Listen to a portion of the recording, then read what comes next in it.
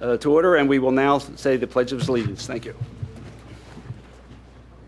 I pledge allegiance to the flag of the United States of America and to the republic for which it stands, one nation, under God, indivisible, with liberty and justice for all. First, I'd like to welcome Steve Norsini, our Director of Public Works, coming to his first meeting, holding the end back there. We appreciate it, and we're going to have a quick meeting tonight, so you're going to get a great experience here tonight. The first item on the agenda is the approval of the minutes for May 23rd. Move the approval. Second. Any questions? Anybody in the public have any questions? All in favor? Aye. Opposed? Passes 6-0. We had an executive session this evening where we discussed tax matters. Bill, John has been in the practice just to make it for the I wrote it down. I'm not going to Okay. spend all that time You got it written down, you're going to pass it to Bob? I got it all down. We're not going to spend hours announcing who made the motions and stuff. Notice of executive session, we had one this evening where we discussed tax matters, personnel matters, and property matters. We have a Radnor fireworks ticket presentation. Hank, you going to do this or I do this? I guess. No, you do it. Yes, Hank, that wasn't bad.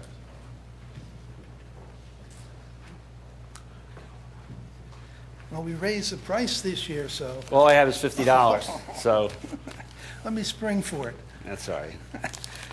This is the 27th annual 4th of July fireworks. Right, we've been, the Scholarship Fund has been awarding scholarships in Radnor for about 50 years. And this is one of our larger fundraisers. Yeah. And it's held on July 4th this year, the rain date of July 9th, which is a Monday and then a Saturday. You can buy tickets around the various locations, but the best way to find out about it is to go on our website, radnorscholarshipfund.com. Yeah. And your name is? Ron Fedora, I'm the treasurer of the organization. Ron, we appreciate it. This is a great fundraiser for the Radnor Scholarship, and we hope that everyone in Radnor Township will support this. We do too. Okay. Thank you for your work. Thank you very much. You can give it to me. You can give me the change later. All right, but I didn't. Thank you. Thank you. Thank you.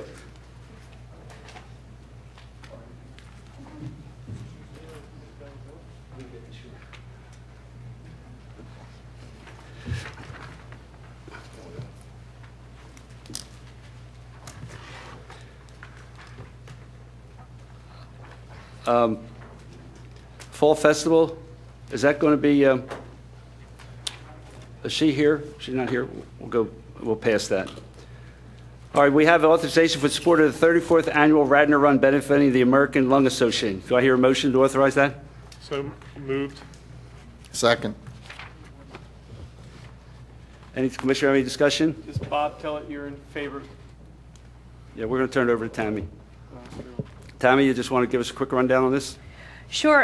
The American Lung Association had presented all of you and the township manager with a letter just of acknowledgement of the event, and just wanted to gain authorization of support for the event. This year it would be in its 34th year. Has had tremendous success over the years. Last year we had a record-breaking year of over 950 participants, which it also brought about 1,000 people to the township building, which serves and annually has served as the hub for the event. So in keeping with the tradition, we would like to bring it back again into its 34th year here in 2011. And what's the average amount we were able to raise for the Lung Association? Last year specifically, we raised over $65,000 for the American Lung Association. Tremendous job. Anyone in the public have any comment? Bob, you don't have any issues with this? No. It would be nice if they would contribute something back like some of the other organizations, so we can ask if they'd be willing to donate something back from the event. And I have been in discussions with the American Lung Association about that, and I've also been working with the Radnor Police to understand what their level of detail and cost for detail is for the day. So we've been looking at that process, and I am in conversations with the representative at the American Lung Association to bring some money back to cover some of that this year. We can approve the resolution without that and work on that. All right, all those in favor? Aye. Opposed?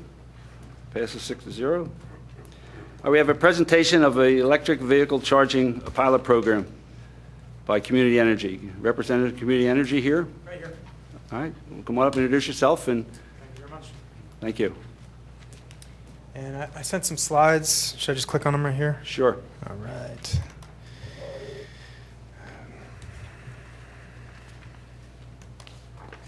Okay. Well, first of all, I'd like to thank the Township for having us to this meeting, and thank you to the citizens for allowing us to present this proposal. We presented to the Environmental Action Committee a few weeks ago and received their support for the following proposal. Just to, give everybody a reminder of... Excuse me for a second. You Yes. have to introduce yourself so we know who you are. Very good. My name is Jay Carlos, and I'm the Vice President for the Retail Division of Community Energy. And Community Energy is a Radnor-based clean energy market pioneer. We were founded in Radnor.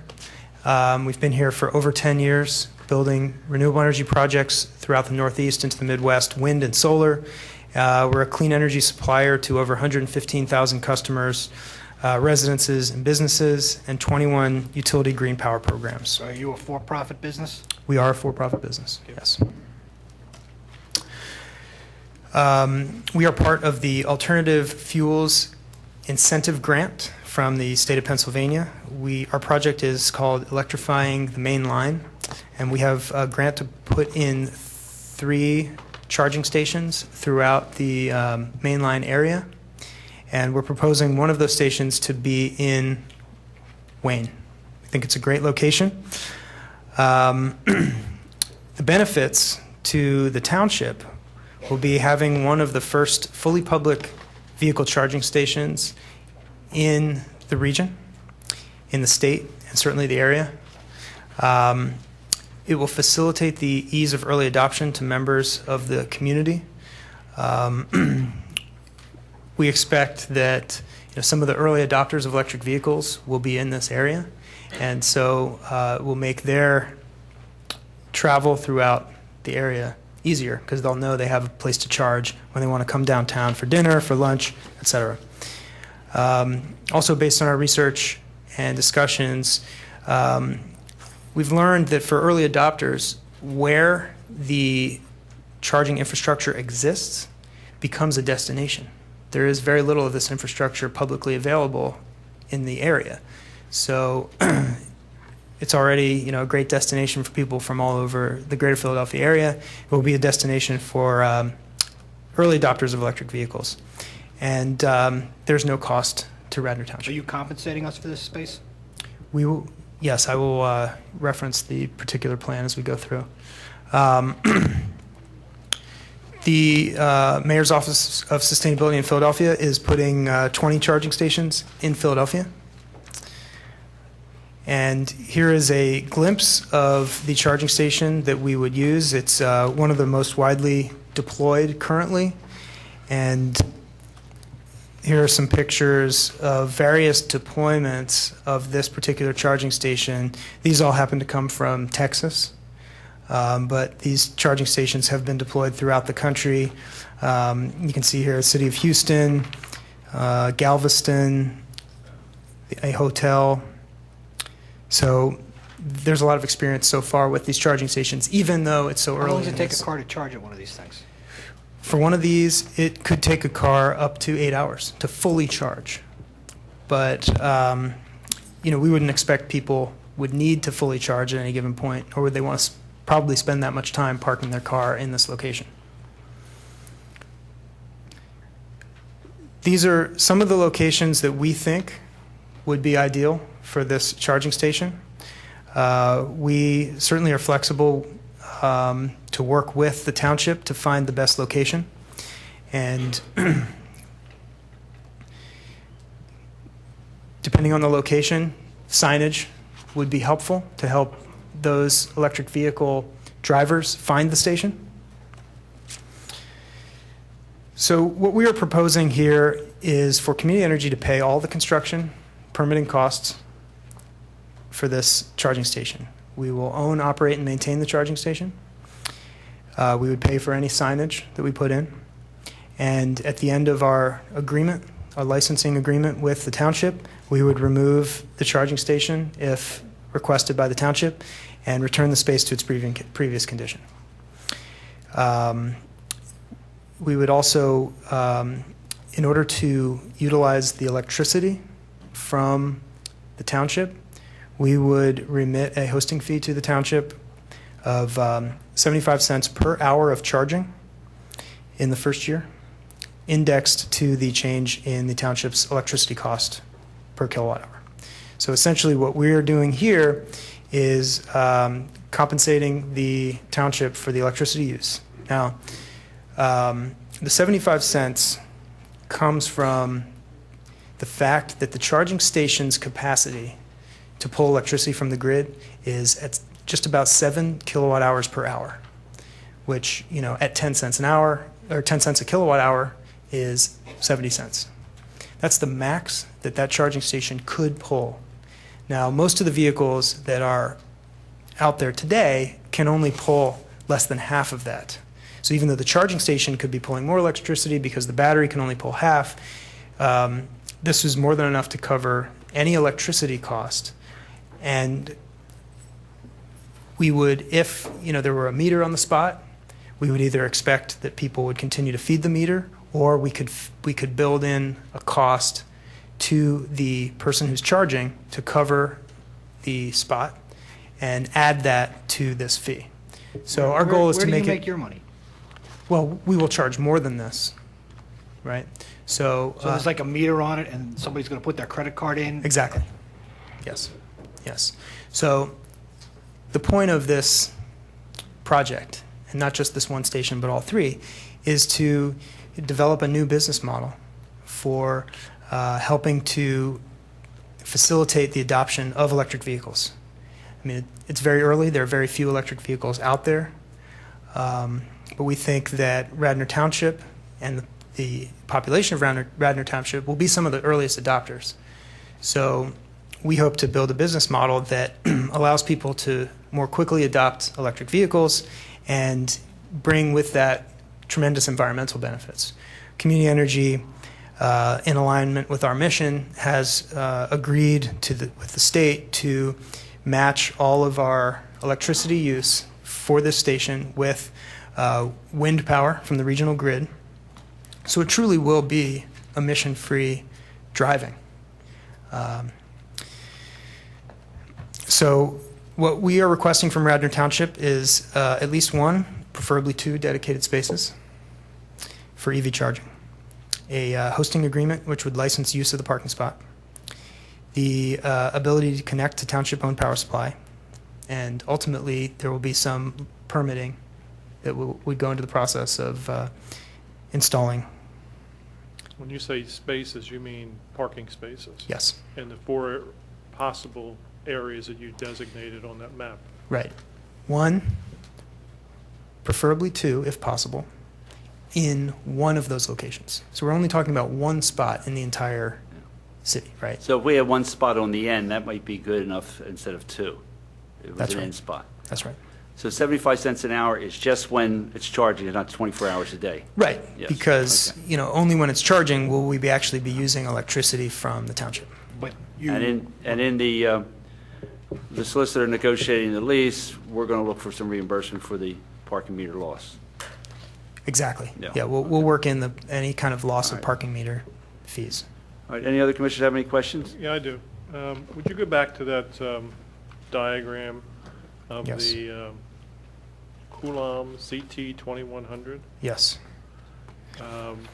This is 4 feet high, you say, 8 inches wide. How is it connected to an electrical energy source? It would need a wire, you know, that would connect it to hopefully the nearest I source. mean, telephone pole coming out of the ground, which way? It could go either way. I mean, I think underground is preferable, but it could go either way. What kind of safety devices do you have to make sure it doesn't get knocked over?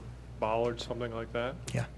How much space do you need around the device to install it, maintain it, protect it, that sort of thing? Very little. I mean, it's essentially, you know, not much bigger than a parking meter. So we would expect that it wouldn't require much more space than that. The installation obviously would take a little more space. You might have to, you know, but it wouldn't take very long, right? It's a pretty simple installation. And it can't, you can't engage it or turn it on unless you have given it a credit card? That's correct. Not only that, you cannot turn it on unless it's plugged into your vehicle. So they've developed, just for the safety purposes, this SAEJ1772 connector, which can only plug into one of these vehicles. It's becoming standardized in all the vehicles, and only then, when it's plugged in and locked, will it distribute electricity. How many cars would you anticipate are in the Radnor Township area that could utilize something like this? It's a good question. It's a good question. It's not easy information to come by. We had some conversations with a car dealership, a Chevy dealership in Cherry Hill, that said they've sold one Chevy Volt to somebody in Wayne. So we know there's one. There's probably a couple more that we don't know about. And Chevy, particularly, originally said that in 2011 they were going to sell 2,500 of the Volts. Well, they've upped that to 10,000 because of the demand. That's nationwide? That's nationwide, yes. So I think that's illustrative of the fact that these things are really catching on. And, as I said before, we expect, having worked and lived in Radnor Township for, over 10 years, we expect that many people in this community will be some of the early adopters. Now, you mentioned a Chevy Volt, and you also mentioned earlier that it would take maybe as long as 8 hours Right. to fill her up, so to speak.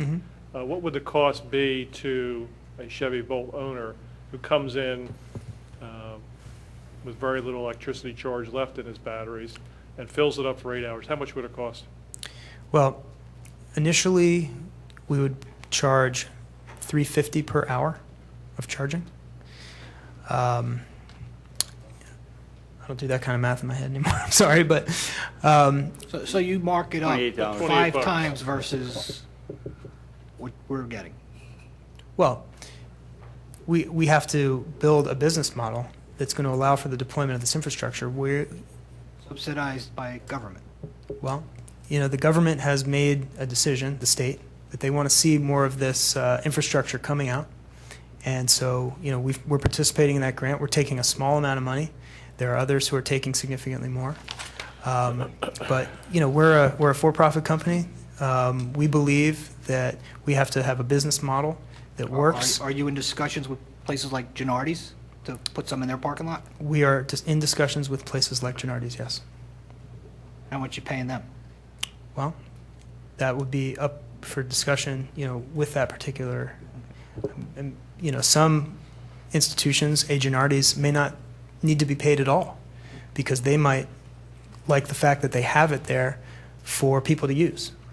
So, I would expect that there could be scenarios where we would own a station in somebody's parking lot where they wouldn't charge us anything at all. We would just use the electricity. So the goal, as I said, is to build a business model that allows for the deployment of this infrastructure on a wider basis. Because, our belief is that if there isn't a business model that works, it's not going to happen as quickly as we need it to in order to address some of the environmental and energy challenges that we face as a nation. Bob, to your knowledge, has this proposal been discussed with the Wayne Business Association? I'm not sure if it has or not, but I think this is on the preliminary side here of looking at if the Board of Commissioners or something to approve, because it would be involved on township property where this is being proposed at, and only looking at one spot also as well, and then the reimbursement for the lost time in the meter. And then my other question is, I don't know if Bill White has had a chance to validate this 75 cents per kilowatt hour number. No, sir, I haven't. What's staff's opinion? This is a good project. It's a good, for something for the township to be out front on. Again, based on the negotiations of how it comes out, that would be something that we would look and see that we'd want to make sure our expenses are being covered and that there is no losses on our behalf, which I believe they're looking at covering whatever those losses are. So I think it's good for the township to be a leader in this particular area. I would look for more than getting our expenses covered, given the proposed 5 times markup. Yeah, I have one question. John Rice, is there a zoning issue? Could someone put a gas station in one of these parking spots, and would that make this a problem from a zoning perspective? Matt and I briefly had a conversation about this last week when I saw it was on the agenda. This is the first picture I've actually seen of it. I thought we were talking about a shelter or more of a shed. I'll let Matt speak to the issue of zoning, but I don't think, based on what I've seen so far, that there would be a zoning issue with this. It's on township property. I think we have the right to install something like this on township property. I haven't seen any details, though, done, and I think we need to see the details and the plan. There's a requirement in the draft of the lease that we provide a lay-down area, I guess, as part of the construction of this. Right. So I think there's more details that need to be looked at first, but I don't think you have a zoning issue with this, given the 4-foot high and 8-inch wide nature of what this is. Any other commissioner have a comment? I think it's a really wonderful idea. That 75 cents, Kevin, is about the going rate. But my goal would be to make sure it's revenue neutral as far as the township's concerned. So whatever rate. Well, but they're making a hell of a lot more money than us, John. Yeah, but doesn't Kevin, matter. we want to try and make this work for their country. So to do that, this is an experimental thing. It's not a money-making item for us now. They're a This is for-profit business, Bill. it's a for-profit business. It's just starting out, and I want it to succeed. So I'm not out to gouge them to try and make revenue for the township on this issue. And actually, the township will make just as much revenue as it did before. It won't diminish the township revenue. Since it's an SAE connector, I assume that the Leaf and those type vehicles will all be using the same thing. That's correct. That's correct. Thank you. If I can make one more point on Well, let Elaine Okay. have her point. Sure. Well, I am a very enthusiastic supporter of this. I see this as a really great opportunity for us. I want to point out that this had the full unanimous support of our EAC. Our chair and another member of the EAC are here in support of it. It's cost neutral to our township. It's an important step in, it comports with our national, our regional, our state, our goals of sustainability and nurturing the nascent industry of alternate energy. So I see this as a really important move to make, and it will benefit us. It'll educate our residents and give our residents an opportunity to be in the forefront of being a part of this movement, which is nationwide. It's not even just Pennsylvania.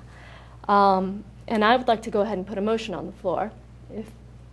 I'd like to move that we authorize our solicitor to negotiate an agreement with Community Energy for 2 electric vehicle spots, or 1, depending on how the terms fall out, and that they start that henceforth. Second? Any member of the public? Hold on. Okay, go ahead. So, Bob, do you think that motion's a good idea? Do you support that at this point? Yes. And then we would be able to, obviously, Elaine says it's cost neutral, but we would be able to see the data that would either support or not support that. And that would be something that would be in the final agreement that we brought to the Board of Commissioners for approval. Like Commissioner Higgins, I would like to see it not cost neutral. I'd like to see some kind of profit for the township. Okay. All right. We're going to let the public talk now, okay? Okay. Thank you. Any member of the public like to comment on this?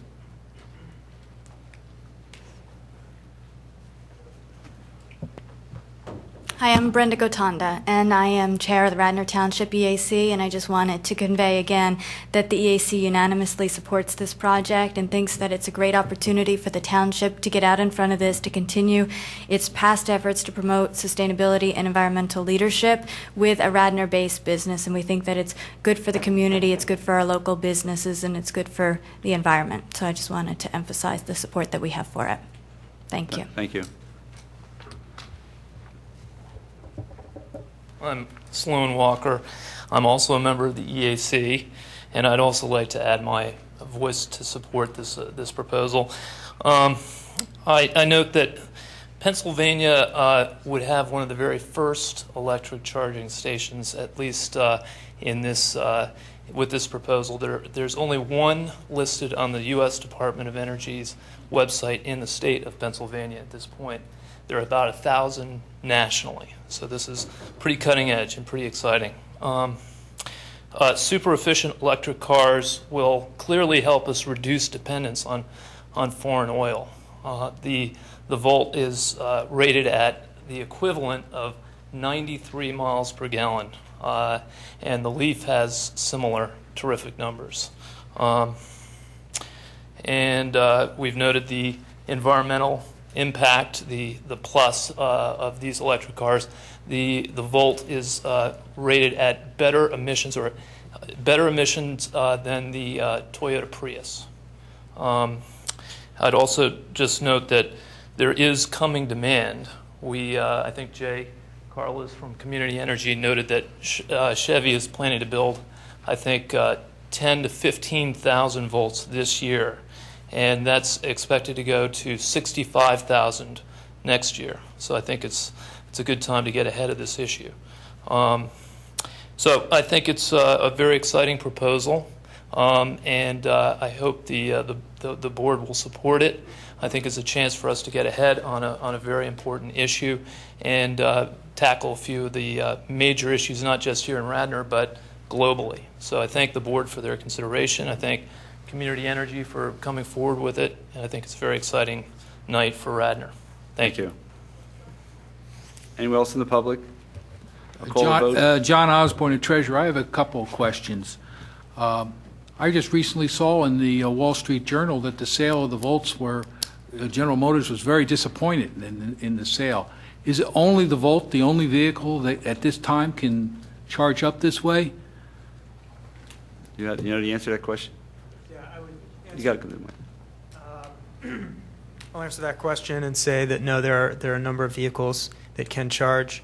The Nissan Leaf is one. There are others coming. Fisker Automotive is an electric vehicle company that I think is building cars in Delaware. Do you know how many have been sold? How many Volts are on the road? I do not know the exact figure of volts on the road, but I read. It was in that article I read. All right, well, you don't have to have a debate about how many cars are sold. Thank you for your comments. I have another question. Go ahead.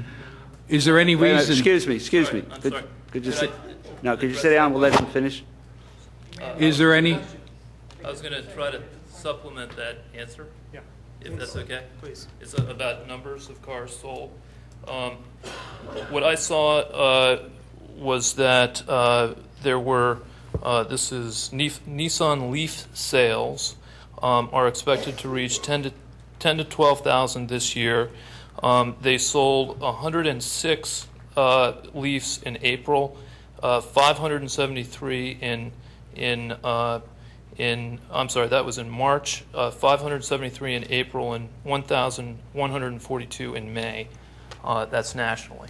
Okay. I don't have numbers for. Now, the next thing I'm asking, you want to take a public parking space.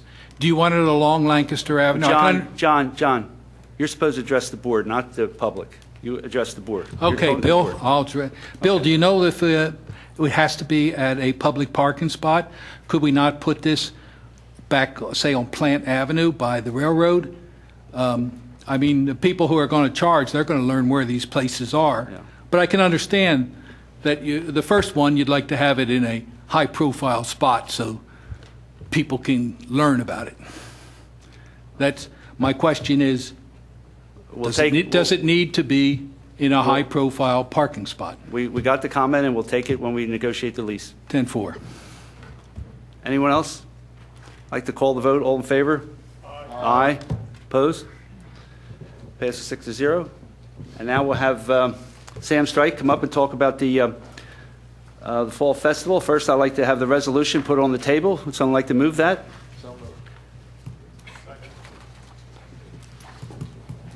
Okay. Excuse my tardiness. That's right. Basically, Sam Strike with the Wayne Business Association Board of Directors and Fall Fest Committee. We're hoping to have the 19th annual Fall Fest on September 18th, third Sunday in September.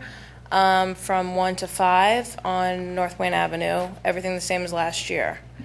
So we're asking some support from the township. Right. And we have the resolution, which asks PennDOT for closing, temporary road closing. Mhm. And we have a letter of understanding we're approving, which states that that we will provide, other than closing the road, we will provide on-site uniformed police officer for traffic control and a public works employees for trash and recycling pickup during the festival operating hours. And we'll enforce the food safety rules. And we agreed to provide these services, $3,134 as an in-kind service. Bob? I would just ask the same thing as previously, if they would be willing to contribute something from the event back to cover expenses of the township. And the Board of Commissioners also agrees to waive the permit fees for license of food. Well, in the past, we've taken one fee, $250. $250. Yeah. So I would suggest we do the same. Okay. Is that sufficient for you, Bob, or do you think it should be more? It should be more, but that's just my opinion. Well, tell us the mechanism that you think it should be. Well, I think based on what you see here is the expenses there, especially on the food permit. Again, that's something that we would charge everyone else, and again, those are, use Kevin's term, How much did they for-profit pay last business. year? Didn't they pay some last year, amount of $1,000, something? I think we limited ours to 3,000, plus they paid one $250. So anything over that for in-kind, they would have paid. Okay. It says here in the footnotes that about 12 restaurants would normally be there, and I was trying to count up and I definitely don't think there were not 12 last year. There were less than that, so less than 10 probably would be my estimate. All right. I mean, I'd still like to hear, Bob, what your recommendation is. I would think like some of the other events too, is if at the end of the event, if there would be some contribution back to the township to help offset some of the expenses would be sufficient. But how come this is on the agenda without negotiating that? I mean, Well, this goes to the board, and I think the board can determine that, where this goes, so the board can determine whether to waive the fees or not. So can you tell us an amount that you'd like them to contribute? I think that would be up to the organization, what they contribute back to us, based on. I'd the like to success of their amend my event. original motion to be in-kind services up to $3,000 and one permit fee of $250. Second. Can this be postponed until the next meeting and you have the discussion with Bob that he just identified? Or is there an urgency that it has to happen tonight? Well, I'd like to put in the PennDOT request for Yeah, closing of the street early, as they like to receive it early. As for the other part, I don't see a reason why not. Commissioner Curley, yeah, with the resolution for the PennDOT, correct me if I'm wrong, Chief, you need 90 days. We'd be cutting it. This is like basically the drop dead point for getting the resolution approved in order for the permit to go to PennDOT. So at least that portion, you definitely have to move on tonight if they were to have their fall fest. All right, well, what I think we should do is approve that portion of it tonight and let the business association negotiate with Bob about Well, his opinion on the there's a resolution. motion on the motion, floor. it's been seconded, and I support that motion, so I'm ready to vote on that motion, unless you can get, All right, well, is there a motion to postpone it for a month? I mean, I'll make a motion to postpone it for a month. I'll second your motion, Don. Very good. okay. All those in favor of that motion, raise your hand. Aye. Opposed? Motion fails. Okay, does any member of the public have any comment on this? I'll call the question. All those in favor, say aye. Aye. Aye. Opposed? Okay, passes Thank you. 5-1. Thank you very much.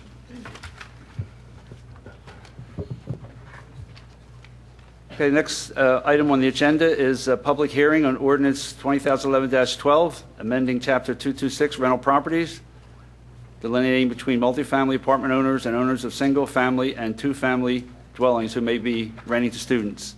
Matt, do you have anything to add to this public hearing? No, Mr. Chairman. It was introduced by the Board of Commissioners on May 23rd to announce the public hearing tonight. The purpose here is to remove the student housing use regulations that was approved by the Board of Commissioners, and those were put into Chapter 280 zoning. This language has now been moved, like I said, into Chapter 280 zoning. Furthermore, this ordinance amendment will delineate between multifamily apartment building owners and those owners of single-family and two-family dwellings who may be renting to students. So this is really cleaning up all that language to get that removed out of there. All right, and this is going to be on our agenda under community development, item number G for adoption later. Any commissioners have any comment? But this is a public hearing, too. I know it's a public hearing. I'm just noting that we are going to vote on tonight after the public hearing is closed. Okay, any member of the public have any comment on this? Okay, we'll close the public hearing on that.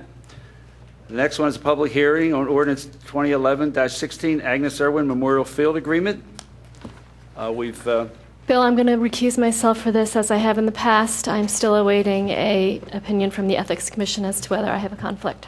Okay, thank you. All right. We've discussed this at numerous meetings. Any member of the commissioners have anything to add? Any member of the public have anything to add?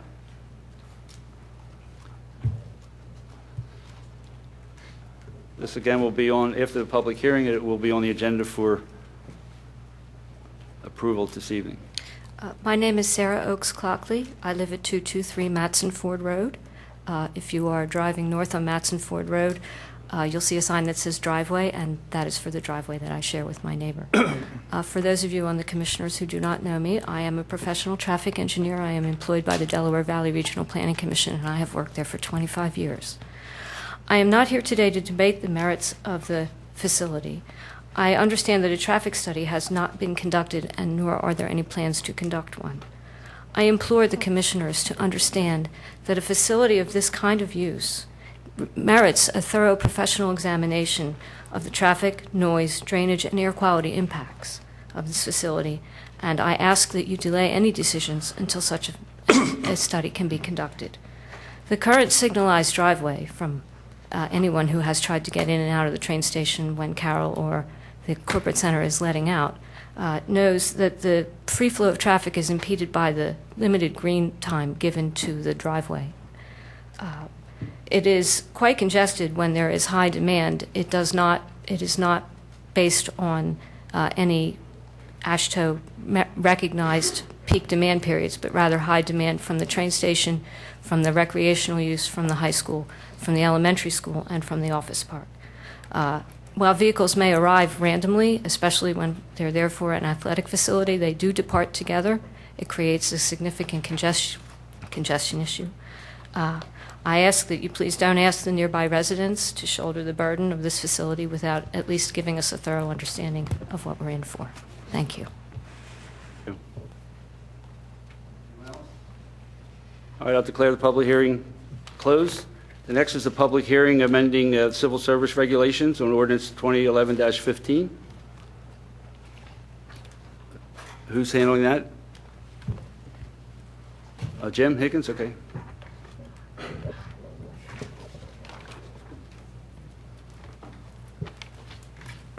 Good evening, members of the board. I'm Jim Higgins. I'm a member of the Civil Service Commission, and you have before you tonight the second reading of the ordinance proposed to amend our regulations. I don't know if the superintendent is with us tonight, but yes, he is. Sorry. I really didn't plan to say anything tonight.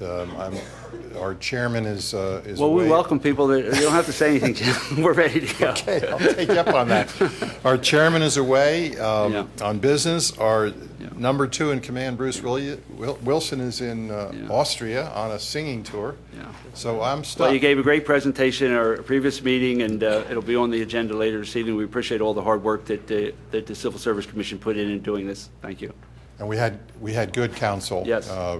Mr. Rudolph is he here with us tonight? No, but our Labor Council did a great job. If you have no questions for me, then I'll. Thank you. Thank you. No one else? Then I'll move the public hearing closed. Next is public participation. Anyone would like to discuss anything? Any item on the agenda you can also discuss when we do that. See no public discussion. We'll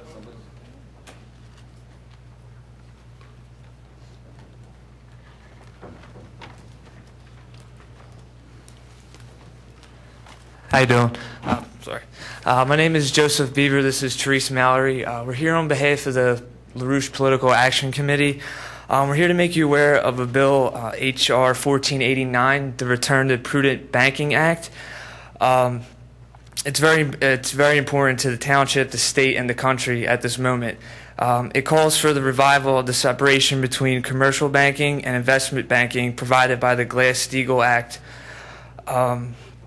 It was passed during the Depression. It worked for decades until its 1999 repeal and provided greater security for commercial investments.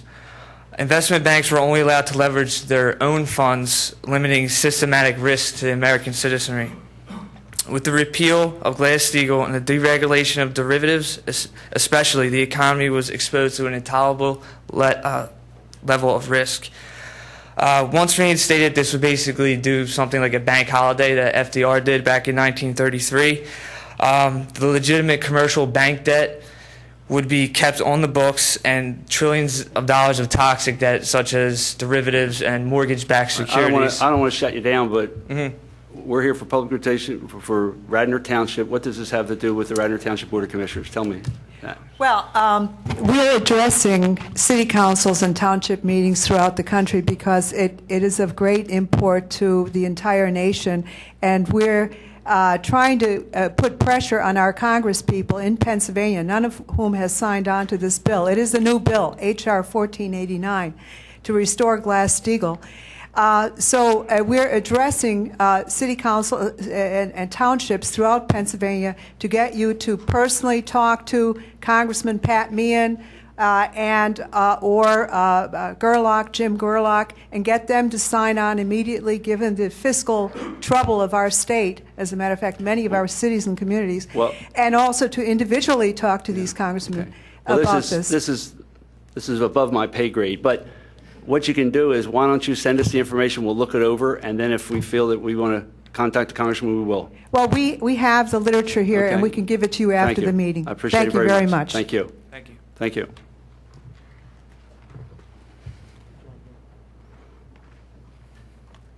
Kathy Mulroy, Library Director here in Radnor Township. Welcome. I'm just here to thank the Board of Commissioners, and particularly Paul Basic, for the hard work that they put in and their approval of the new roof for the library. It looks beautiful. It's not leaking, so it's a real step forward, and we really wanted to particularly recognize all the work that Paul put in to make sure that the project was successful. And how's the air conditioning? Is that coming along, or? We're staying at about 80, which is very good compared to where we were. Thank you. Okay. Thank you. Appreciate it.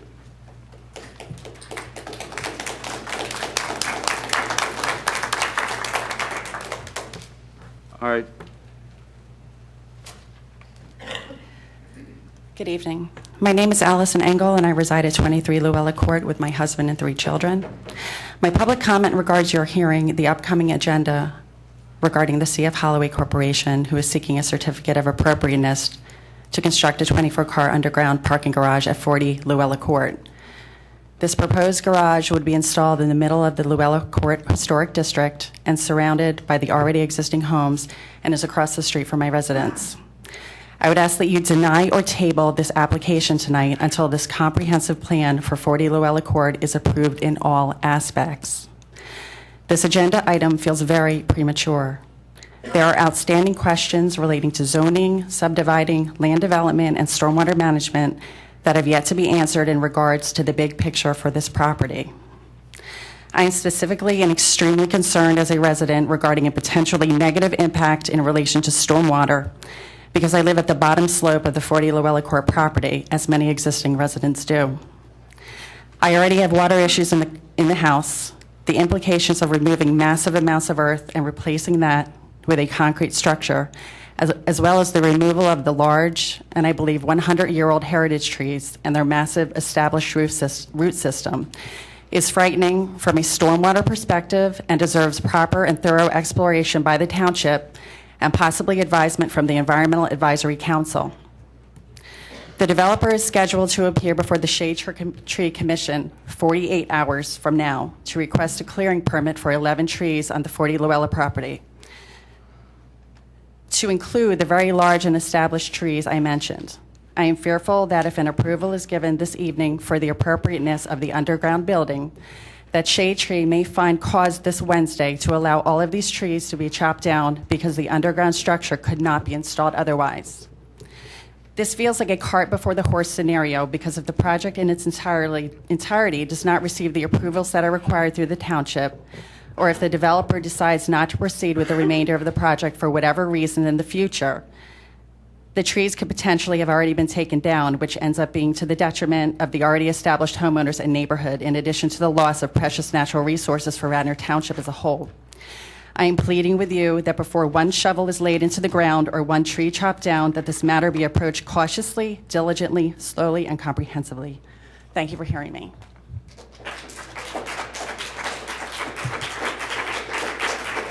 That's it for public participation. Hi, I'm Susan Byrne from Luella Court, and I'm not here to talk about what you think I'm here to talk about. So I thought I would give you a quick update on the Wayne train station pedestrian safety and vehicular safety project. We waited a while to get the soil amended properly. Mayfield Gardens came in last week and did a wonderful job, planted some large specimen trees relative to the size. We don't want something, you know.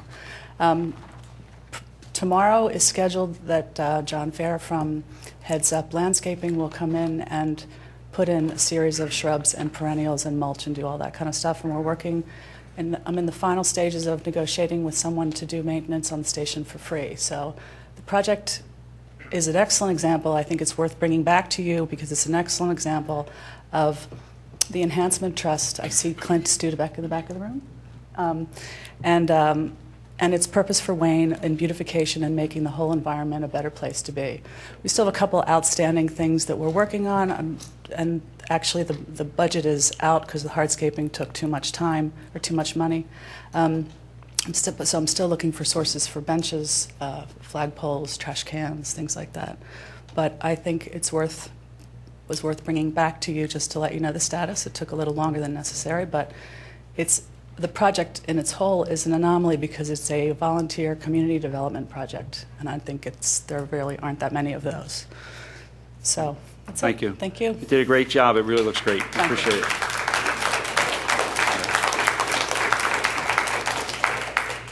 I'd like to move we accept the departmental reports. I have a second? Second. Any public comment on departmental reports? All those in favor? Aye. Opposed? Passes 6-0. We'll now move into committee reports. Finance and Audit, Kevin. Let's get with it, Kevin. Come on. First item on the agenda is the schedule of bills payable 2011-6A.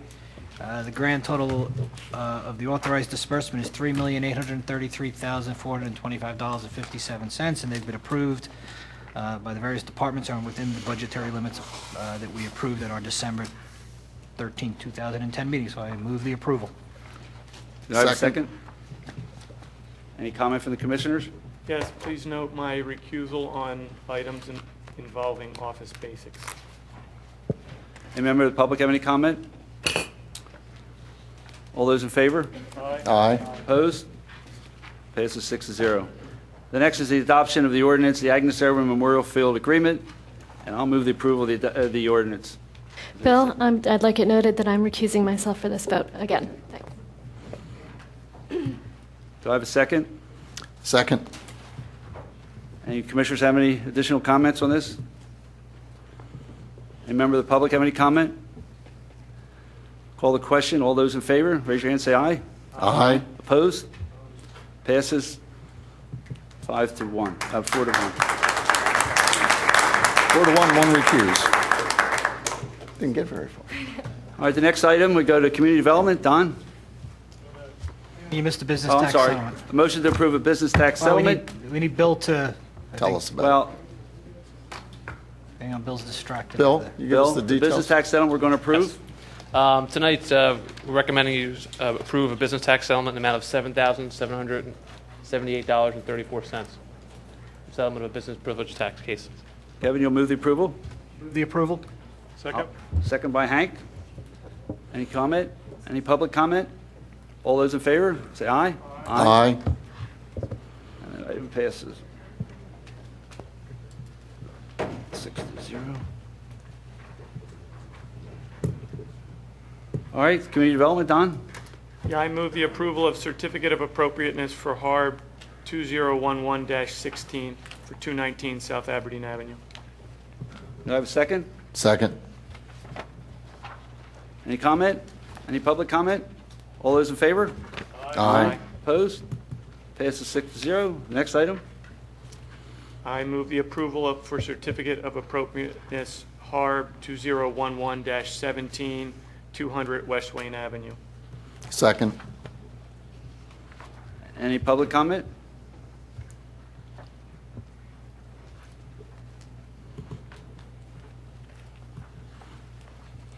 Hi, Baron Gemmer, South Wayne Avenue. I own the property across from this. First off, Mr. Spingler, are you going to recuse yourself? I am going to recuse myself. Just double checking, thank I you. don't think I have to because it's long gone, but I will anyway. Well, first development since then, but I just wanted to. Just a few words about this. In looking at the plans, and you can validate this with the zoning officer, Matt Bauman, this building is non-conforming in regard to its front yard setback on West Wayne and probably the height, because it's 3.5 to 4 stories all the way around of it. More importantly, though, it's also a non-conforming use based upon the lot area, which would be required to be a little over 27,000 feet, and based upon the grading plan that's in the application, it's just a little under 21, so it's significantly short of that. It also has a front yard setback issue on Bloomingdale with the multifamily dwelling, which is well under 50 feet, and the same with the side yard setback on West Wayne. Additionally, the parking spaces, parking configuration, and driveway are problematic regarding some of the zoning standards.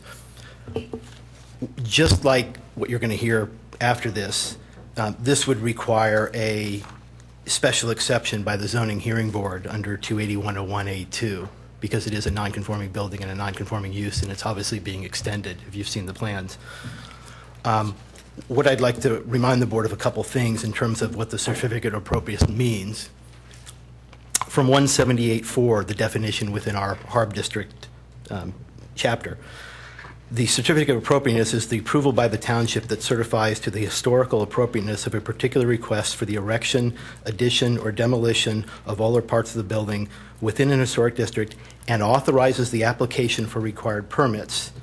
Now, the enabling legislation, the Historic Districts Act 1961, which enabled our HARB, is even more specific in its 4B section. It says, upon giving approval, the governing body shall issue a certificate of appropriateness authorizing a permit for the erection, construction, alteration, restoration, demolition, or raising of a building in whole or in part. So part of my concern is if you were to approve this tonight with outstanding zoning issues, there would be some problems with it going ahead, partially too, because if I look in the grading permit, it was actually approved by Dan Malloy on April 21st of this year. I don't know why that was. But with that said, I just want to have one reference to a case of, I'm sure Mr. Rice is familiar with it, Graham versus the Zoning Hearing Board of Upper Allen Township. And the Chief Justice in that decision said, it is clear that any question and restriction on the use or development of the property be considered by the governing body at the fact-finding phase of the procedure. Any zoning problems must be considered at the planning stage for the purpose of approving or disapproving the plan. Otherwise, the governing body would not have the required information to make an informed decision. Now, that technically is under MPC law, and this was more local agency, but I think the same concept applies, that you should not be giving approval to this plan until all the underlying zoning issues have been resolved. So per 178, as I've said before, the HARB has time limits on which to act in terms of when they have to meet, vote, and then forward the recommendations to you. You do not have that same time limit under the HARB. There's no restriction on that. So what I would strongly urge you to do is to table this until all the underlying zoning issues are resolved, so there's no question about whether permits could be issued or not. Well, I think when you referred to that case, when they talked about land development, they were talking about the provisions under the local SALDO, Subdivision Land Development Ordinance, which necessarily takes into consideration whether or not the project complies or does not comply with zoning. And so a governing body or even a planning commission can kick it over to the zoning hearing board because there are outstanding zoning issues. I'm not sure that's really applicable to the Harb situation, but it does concern me, not only with this one that's before us now, but the next one, that we don't seem to have an organized structure for taking care of all of these things in an appropriate order. I'm not sure what the appropriate order necessarily should be in every given situation, but I mean, for example, we've got Shade Tree Commission hearing in 2 nights, or meeting, and the next item is going to go to Shade Tree before a zoning issue has been resolved. And I understand there is a zoning issue. And that concerns me, that you can get a permit to clear cut a piece of property, you cut it all down, and then you worry about zoning later on. Doesn't seem appropriate or fair. But I think that's what you're talking about. Yeah, well, going back to the shade tree, particularly what the woman that spoke earlier in public participation was worried about, is going to shade tree, demonstrating a plan, and having the shade tree make negotiations and agreements based upon what the plan would require, and then issuing a permit and having those trees cut down, and then never being able to execute the plan because of zoning issues. But I am curious with hearing what John Rice has to say about your argument as to whether or not this should go forward. One more thing before he just, in the next case, we're not going to discuss the next case. No, I'm just saying, in the next case, it's different because there is a subdivision saldo that has to go through. In this case, I'm making the argument, this is the planning stage. There's nothing else it has to go through.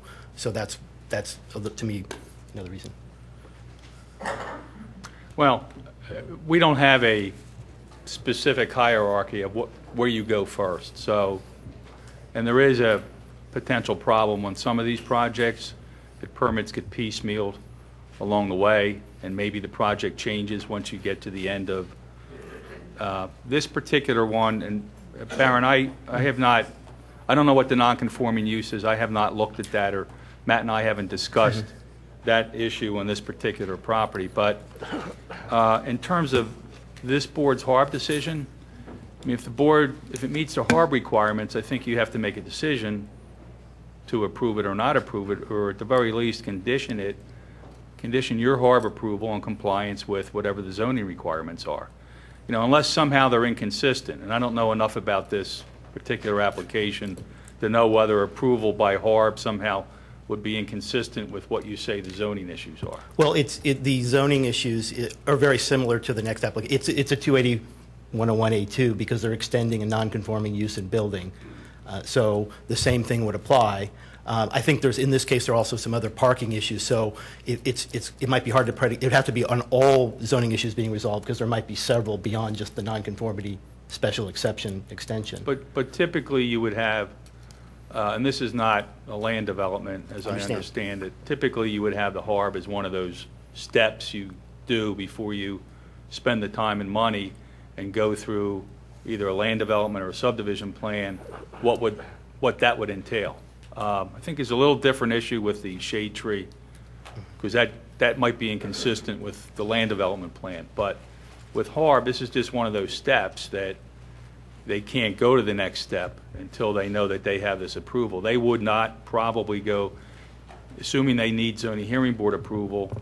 I suppose they could go there first, and the zoning hearing board could condition relief on Harb. But I don't see that there's any inconsistency on this John, are you suggesting application. that we have the authority to approve the certificate with conditions, i.e.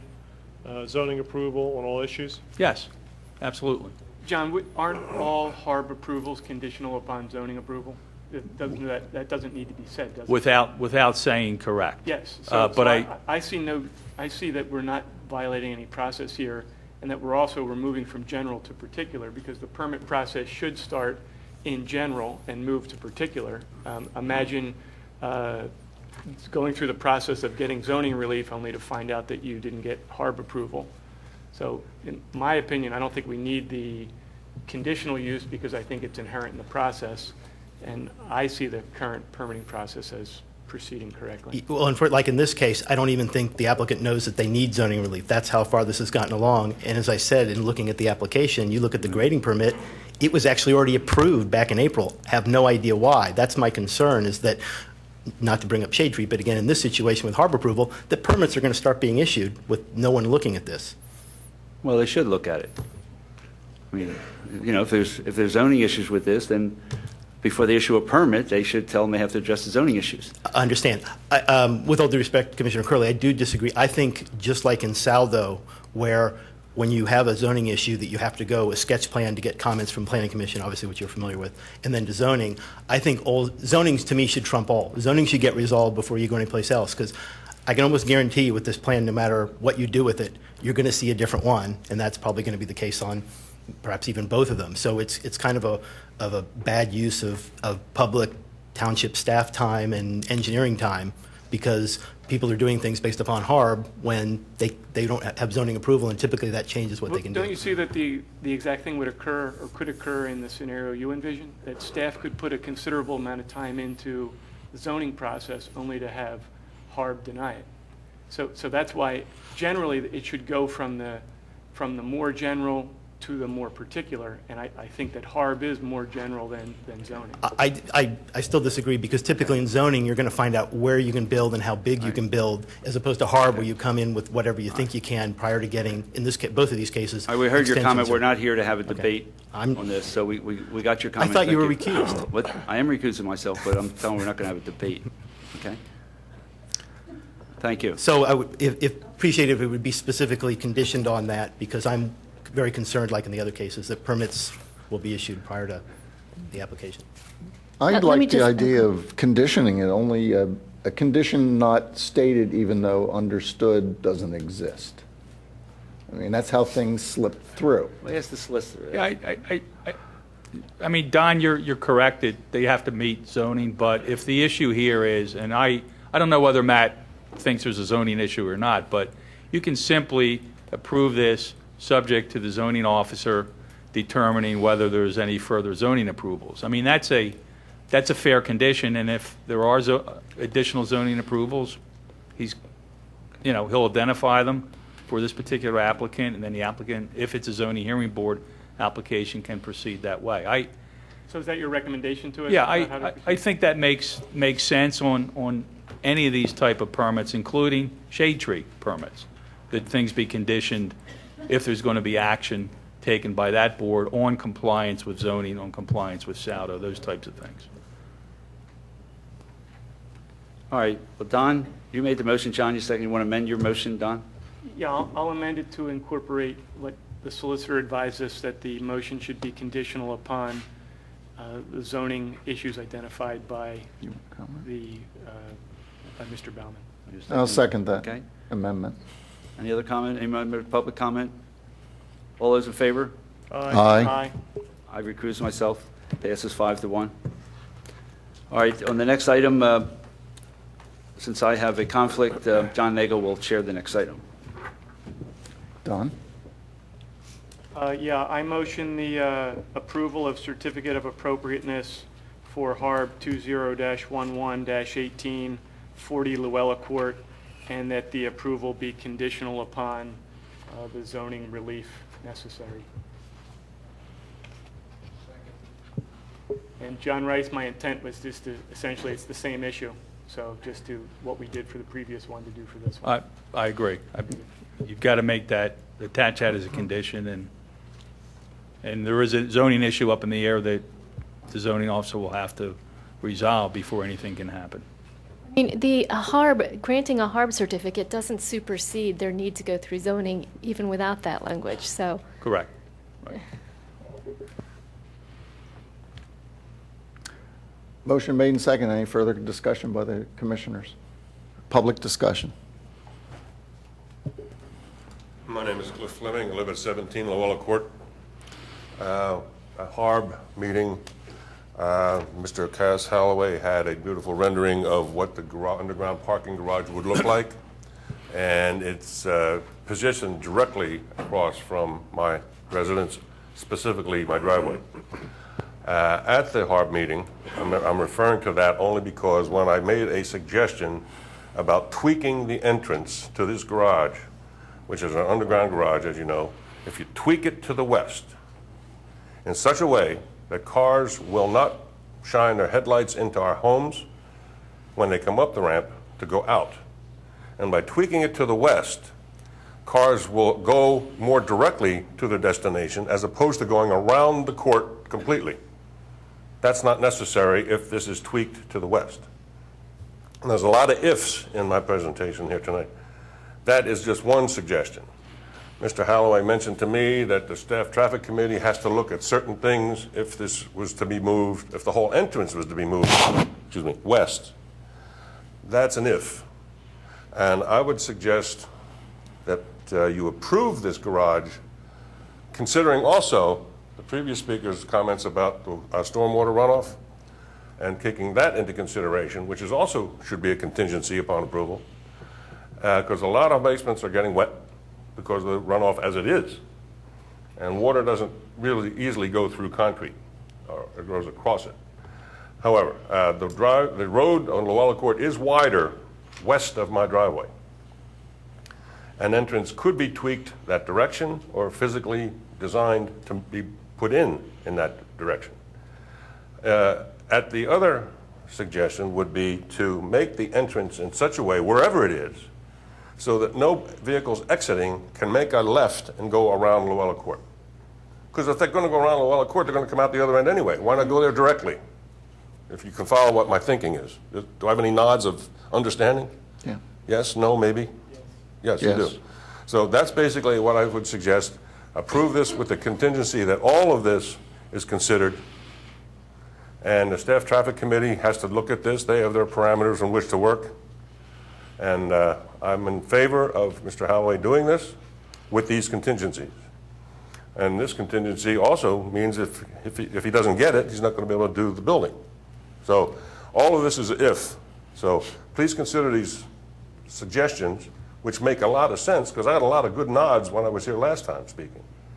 And there's one nod here and maybe one over here. I don't know what's going on behind me, but the fact is, please. You don't want to know, Cliff. All right. I've experienced it before.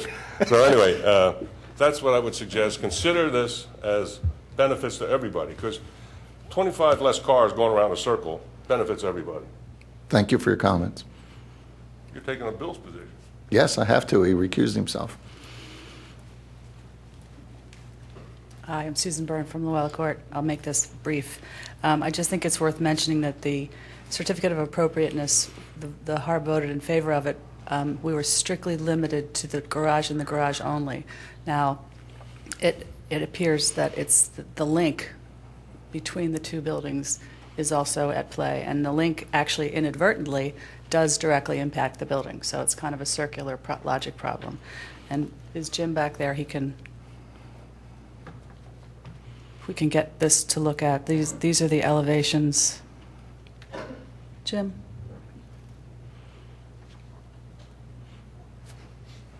He's probably working on something else, I'm sure. Susan, are you suggesting that the HARB review was incomplete because it did not include this attachment? Well, it included the attachment. Okay. It's just a small drawing. Push it up. He can zoom in on it. It's a small drawing, and we were so limited by the verbiage in the one-page application to only look at the garage that we didn't consider, nothing was considered about the stone steps that are about 3 inches thick and about the windows on the side of the building here. Right in there. Oops, sorry. Right in there. Okay, so that's the big drawing. And if I do a before and after shot of that, you can see this area here defines the link. And in it are windows and doors and stairs. And then this is the after shot where it's going to be below grade. So inadvertently, the link impacts the building.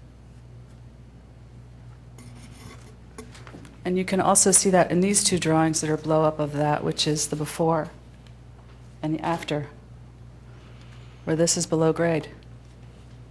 So it is a complicated detail, but it is, I think, an important detail. And if we're not going to talk about the building, it's the equal sign in the middle. Do you see?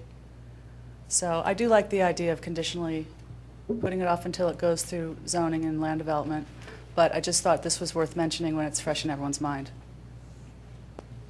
Well, in addition to zoning issues, which I think, I don't know whether, Matt, you agree that are zoning issues?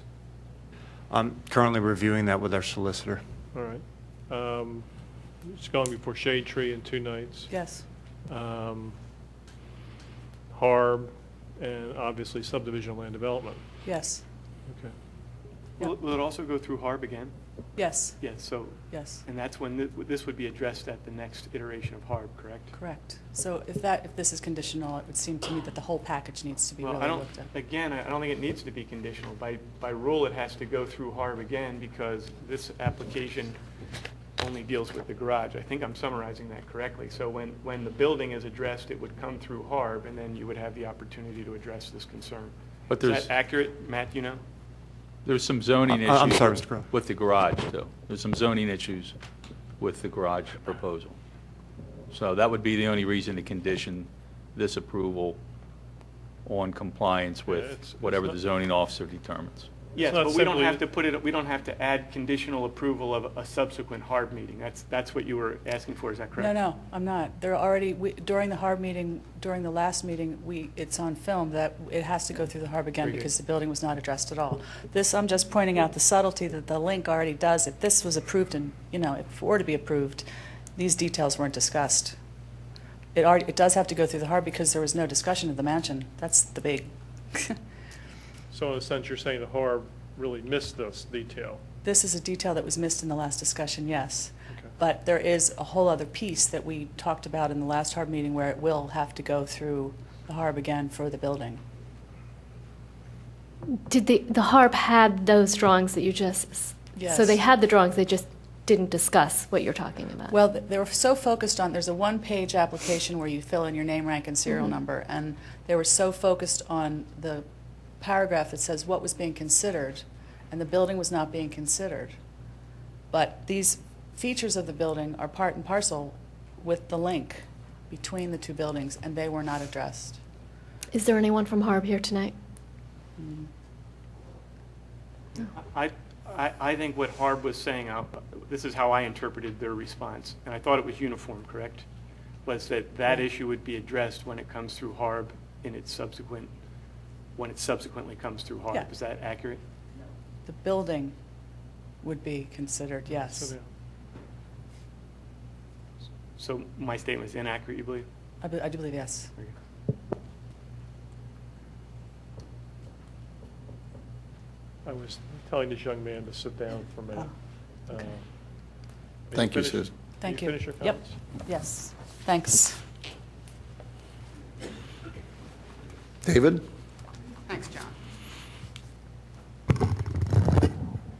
Just in response to that, the Harb specifically stated Could you this. identify yourself, please? Dave Falcone, I'm here on behalf of Cass Holloway, Thank you. the law firm of Saul Ewing. The Harb was very clear. The issue that was brought up by the neighbors and by Cass and the Harb at the last Harb meeting dealt with stairs on the side of the building and whether or not those stairs were going to be demolished. And there was extensive discussion as to what constituted the need to come back before the Harb. And demolition was the thing that was focused on, and whether those stairs were going to be demolished. And if they were going to be demolished, we would have to come back, was what was told to us. And we agreed wholeheartedly. This side of the building was absolutely discussed. There's going to be a slate patio where the connection to the building is made. That was discussed. The grade of that patio was discussed. This would not require us to go back to Harb to discuss this side of the building. The other side, absolutely. If we decide to demolish those stairs or move them, we understand that's part of their purview. Again, this side of the building was discussed. The connection to the building is shown on the plans and discussed. It's all part of the garage. This is all part of the garage connection. This is not a separate issue. The other side of the building is. So I would just ask if there's any disagreement, they can go back to the tape or the decision of the Harb. Specifically, it dealt with the other side of the building and the stairs and the relocation of those stairs or demolition of those. Thank you. So Thanks. what you're suggesting then is when it comes back before the Harb, anything on this side of the building is already done. Yes, sir. from the ground floor up to the roof. Is that what you're saying? We do not even believe that anything we're doing to the building itself would require us to go back to the Harb, the main building. If the township makes a different determination, we'll obviously follow what the township decides. We don't believe a refinishing of that building would require us to go back to the Harb. It wouldn't require anybody else to go back to attend the Harb if they were going to repaint or change their shutters or anything like that. That is not under the purview of the Harb. So we believe this is new construction. We were told we needed to go before the Harb for this application, and we did it. So we're really following along with what the township has suggested. So what is going back to the Harb? If we decide to move those stairs, we'll go back or demolish the stairs. It's entirely possible that if you decide not to move those stairs, that you won't have to go back to Harb. We believe that to be the case unless the township makes a separate determination when they review the plans. But we believe that's consistent with the ordinance. And Matt, do we share that opinion regarding the construction of new windows? I don't think we do we? We've never sent an applicant for window installation unless it's part of an they're increasing the footprint, decreasing the footprint, demolishing an accessory structure or primary structure. Those are the items that constitute something that would come before the Harb. Very good. Thank you. Thank you, David. Thank you, John. Further public comment?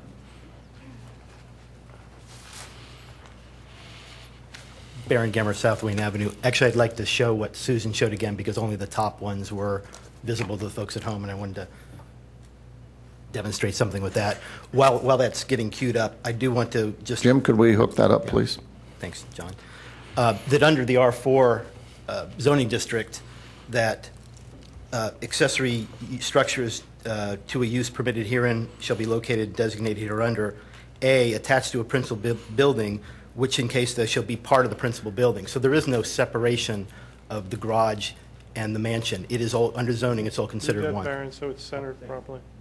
Thank you. So Susan showed this. This is the before, and just a quote from the meeting too when it was asked by Andrea Pilling, so you're not removing anything from the house, from the original house? And one of Kaz's assistants said no, and then Kaz chimed in to talk about the west side stairs, not, this is the east side, which we never talked about. These windows, these entrances, these stairs, I have quote after quote from the Harb meeting about the application doesn't have anything to do with the main house. They would have to come back again to talk about the house. They're not here to talk about the main building. I can give you all these quotes. I have the video on the laptop if you like. We were not allowed to talk about the main building, yet these windows and these stairs are all being demolished. And that's what's more important is not that they should have to come back. It's that they can't build the garage without demolishing this. So per, I think, John's earlier comment, to me the application is incomplete. Why would you give approval that requires something else to be done on the house? This is not the other side stairs, which if they decide to take them off, they could, or they want to do something else.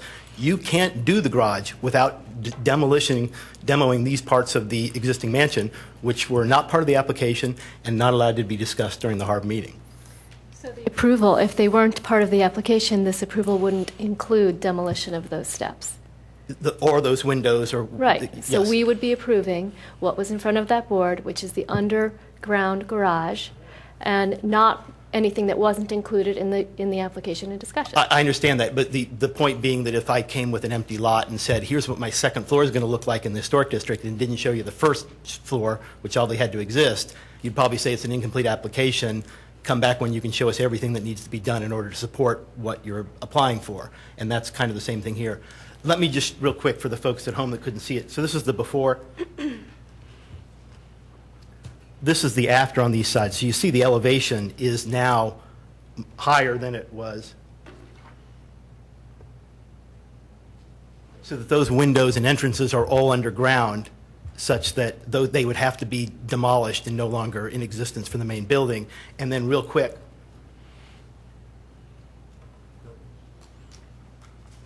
there's the front elevation, the south, where you see that the grade is here, and then afterwards, it's above where those windows and entrances would be on this side of on the east side of the building. So it's one thing to say you've got to come back because whatever you want to do with the rest of the building, but it's another thing to try and give approval when there's no way what you're trying to do can be done unless other Harb purview items come into play that weren't approved. So are you suggesting that the HARB made a mistake in not allowing people to address that aspect of the proposed demolition, i.e. the ramp and steps to the existing building? Yes, I mean, again, I can give you from another. The discussion tonight is only on the garage because that's all they're applying for. That's why we're focusing on the garage. Again, I have. Well, I understand that, but the certificate of appropriateness references all those other things. I'll have to look at that. I don't know specifically what it says. I know what the application basically It just. says demolish existing garage and build one 24-car underground garage with trash room, ramp, and steps attached to the existing building. And I understand that. Now, depending upon the building you're doing this to, you might be able to do that without doing anything else that falls under the purview of the HARB, if you connected it to a blank wall at the mansion, for example. But in this case, you're not, so you are demoing things that do come over to the HARB purview. So I understand what that says, but that doesn't in and of itself say that you would be destroying other things that would need to be considered. Okay, thank you for your comments, Byron.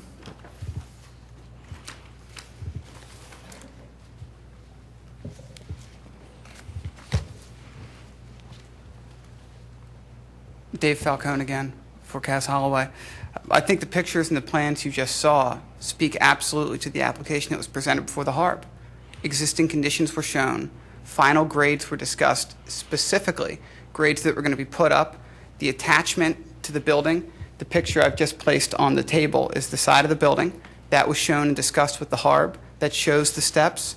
Those steps were going to be removed. They could not possibly approve the plans that were presented without considering demolishing those steps. And again, we even discussed the patio that's going to be right at that grade. The slate patio, which will be even with the grade of the ground, and the ability to walk out onto that grade, onto that grass. All of this was discussed in front of the HARB. This side of the building was done completely. The plans are clear.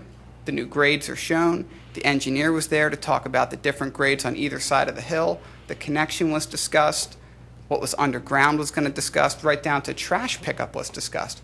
Everything with respect to this garage and its construction to this side of the building was discussed. Did they discuss the need to demo the existing steps on that side of the building? They had Other to. than what the plans show, was that specifically addressed by HARB? The construction of the garage and the new grade, removing those steps. So we showed a plan which removed those steps. So whether they had a verbal discussion, I'm not sure, I don't recall, so I don't want to speak out of turn. But it was presented, and it was part of our application. Clearly, one could not go on without the other.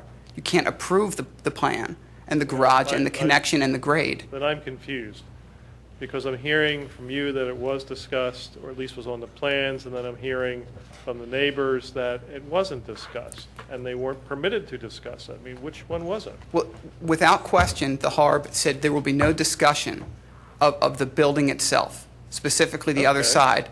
Several neighbors stood up and said there's an issue, there's steps on the other side of the building, they're going to take them down. They read the application, they said, well, those steps aren't a part of this application. Those steps are not a part of this application. We aren't going to address that tonight. The roof, we're not going to address that tonight. The windows, we're not going to address that tonight. It's not part of the garage. It's not part of that application. So any discussion regarding any aspect of the building was not permitted by HARB? Outside of outside of the construction of the garage. You can't have an attached garage without discussing the building to which it's going to attach. It's not possible. And the HARB was clear. It's an impossibility, Mr. Mahoney. And I don't think the plans are at all ambiguous.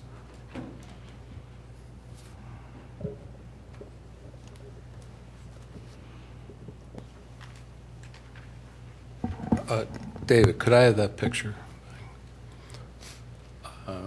There was specific discussion about the patio and the steps that were shown on the other side, possibly relocating them to the other side of the building. And then it was discussed, it was said that none of that would be discussed on the outside steps. The actual attachment of the underground garage to the building was discussed at all 3 HARB meetings. And there were, if you go back and look at the tapes, our first plan that showed the above-ground garage and this plan, the underground garage, always attached at the same location. The 2 staircases that were brought up tonight, these are concrete steps that allow this unit to exit out. That's the east side of the building, correct? Yes. And these concrete steps are the fire tower. So instead of having steps that have no railings or anything, the fire tower steps come right down onto the flagstone patio that David just spoke to. There was no question on HARB's part as to where the building was going to be connected. The plans that were just shown tonight, the little 11 by 8.5 by 11, were actually full-size drawings that were very detailed and showed exactly where the building connects. They're the plans that we submitted. And I find it interesting that everybody, there's certain people that are trying to delay this application when the connection of the underground garage was thoroughly discussed and approved by HARB. I'll just leave these plans up. They're larger. It might be easier for everybody. Okay? And this was the area that they had just brought an 8.5 by 11 plan up. So these are the plans that were submitted. The limit of the link is shown. The patio is shown encompassing the 2 concrete steps that I just mentioned. The other door that was mentioned is actually the steps that go into the basement door. That's the connection for the underground garage. That was clear. And these 2 basement windows, which had no historical significance, were shown being closed in by the link, by the connection. So to suggest otherwise is just not true. And I think I was very impressed at our last commissioners meeting where 4 members of HARB came that night because they felt so strongly about our first application with the above-ground garage. And they were here that night to express their concerns. And we heard them loud and clear. And we came back with the same connection, the same location, but now the entire garage was entirely underground. We also lowered the floor of the garage by about 18 inches so that the grade would tie right into the step down for the existing fire escape. So to suggest that those steps were not shown on the plan where the connection was made is not true. And I really feel that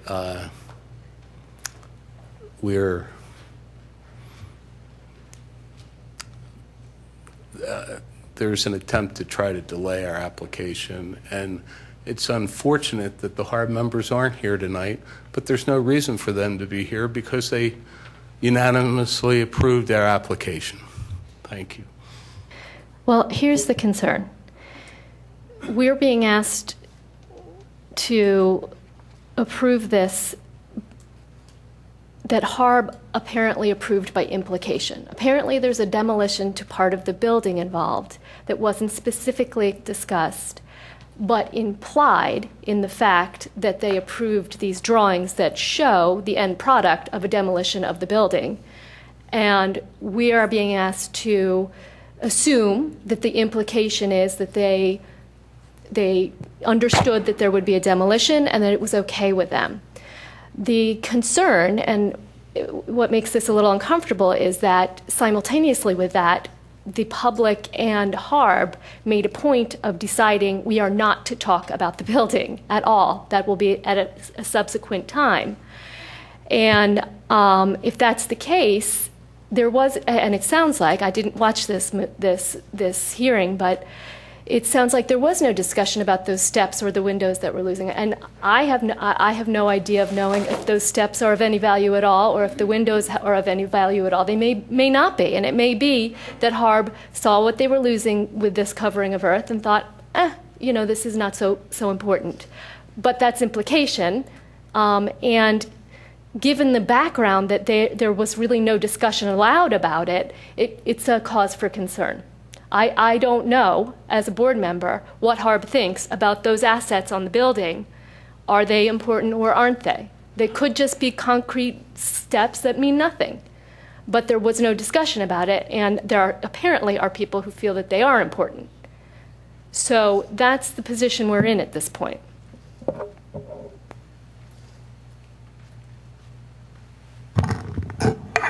There was discussion, Ms. Schaefer. We discussed a patio there.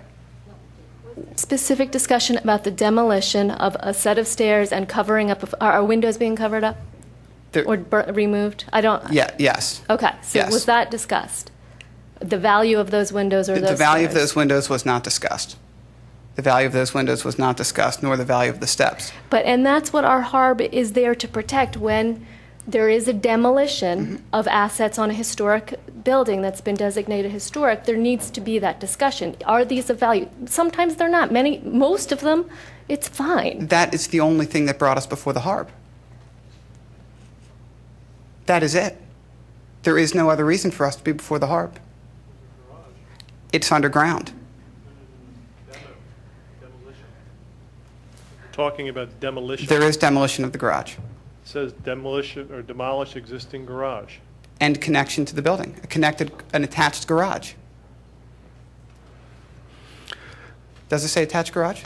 Given the I have a degree question. of uncertainty, I'd like to move that we table this until we can confirm the facts with Harb.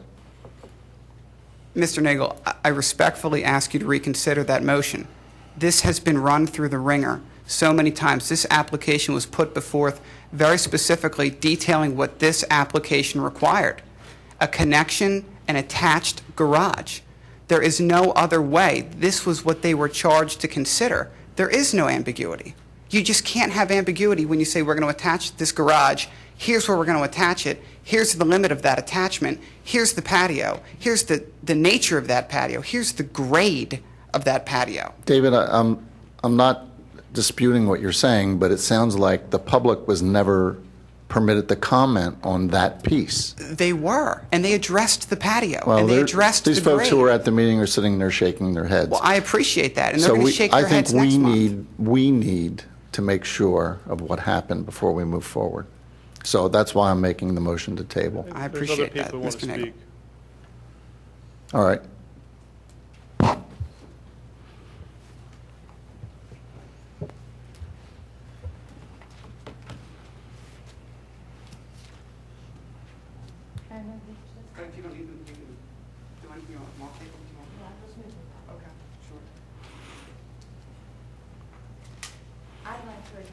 Please identify yourself. Yes, Nancy Fleming. I live at 17 Luella Court, and if you'll just bear with me for a moment.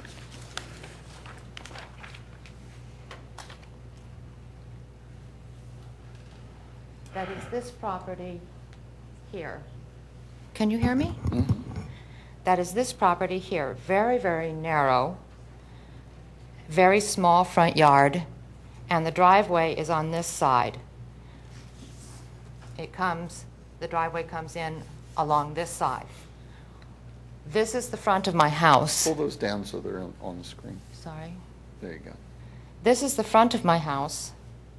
This is my living room. It's a twin. This is my living room. This is the bedroom window. This is the house adjacent to it. Unfortunately, I do not have pictures that adequately show how this house is tilted at a slight angle. So on this garage, which is going to be coming up through this section here, It will be, Cass Holloway is saying that the cars are going to shine in between these two houses. When they are coming up from underground, the lights are going to be coming up at an angle. They're going to be shining right into this area. I have no area in the front of my house in which to landscape because of the way it's angled. This sun porch here looks directly at the end of my driveway. Not to interrupt you, but a question for staff. Is this the kind of issue that should be done in planning and when you're reviewing rather than for a certificate of appropriateness? Matt? I would agree with that. Yes, I mean, I appreciate your comments, but it's really not germane to the certificate of appropriateness. But also under HARB, whenever I've been watching a lot of the HARB meetings, and under HARB they always talk about how it is going to impact those homes adjacent to it, across from it, and whether, it's appropriate. In the terms of appropriate, yes, I do understand and I agree with you. But if something is going to be directly detrimental to my way of life, having these lights shining into my thing, no way of being able to protect it or change it. And we have a mechanism to address that, and that's the further review process, not on this tonight. You'll still have plenty of opportunity to bring up this point as they go further with their plans. But this really isn't this place. I'm just afraid that if it is approved, it's being approved with this particular opening in this location under HARB. And I just don't feel that exit point. I'm sympathetic. I mean, because this is slightly different from other issues that have come before HARB, where it's above ground. Mm-hmm. This is the first that I know of where it's a below ground, issue. But the impact is so... Thank you very much for your comments. You will have plenty of opportunity to bring them up. Further public comment?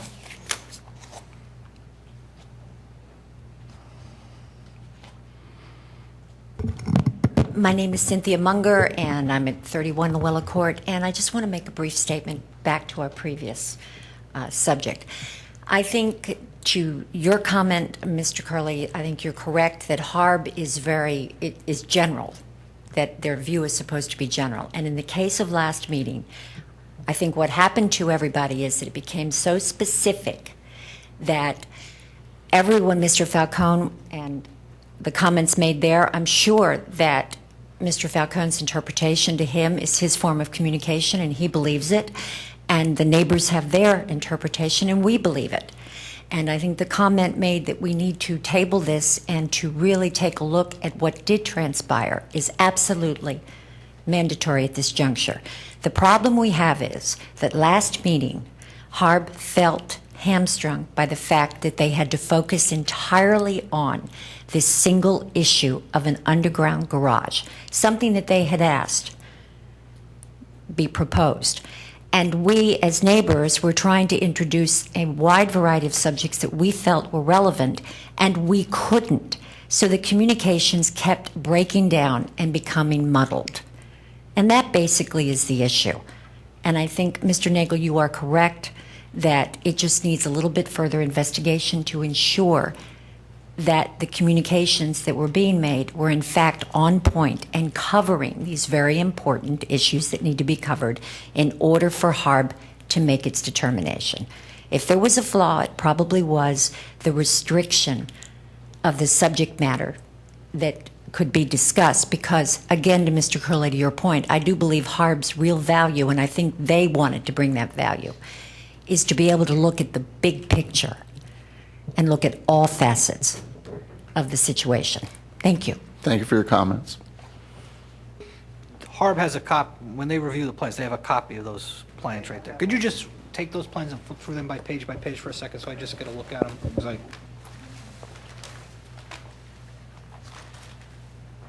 Do you need me to describe the plans or no? Sure. These are the Gate 17 architecture plans, south front elevation, east side elevation. This is the limit of link shown. You see grayed out demolition area. Just go back there for, so this is the existing condition. This is it, yes, sir.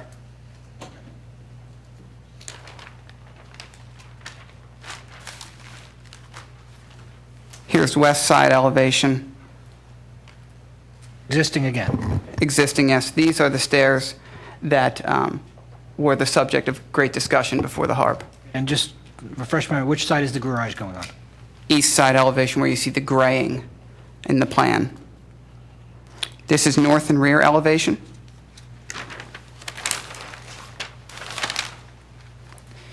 This is proposed east side elevation. You can see the change. Again, this is the connection. New grade, south side elevation, proposed underground garage. You can see the grade, the garage, the limiting fence, which was discussed, and the patio.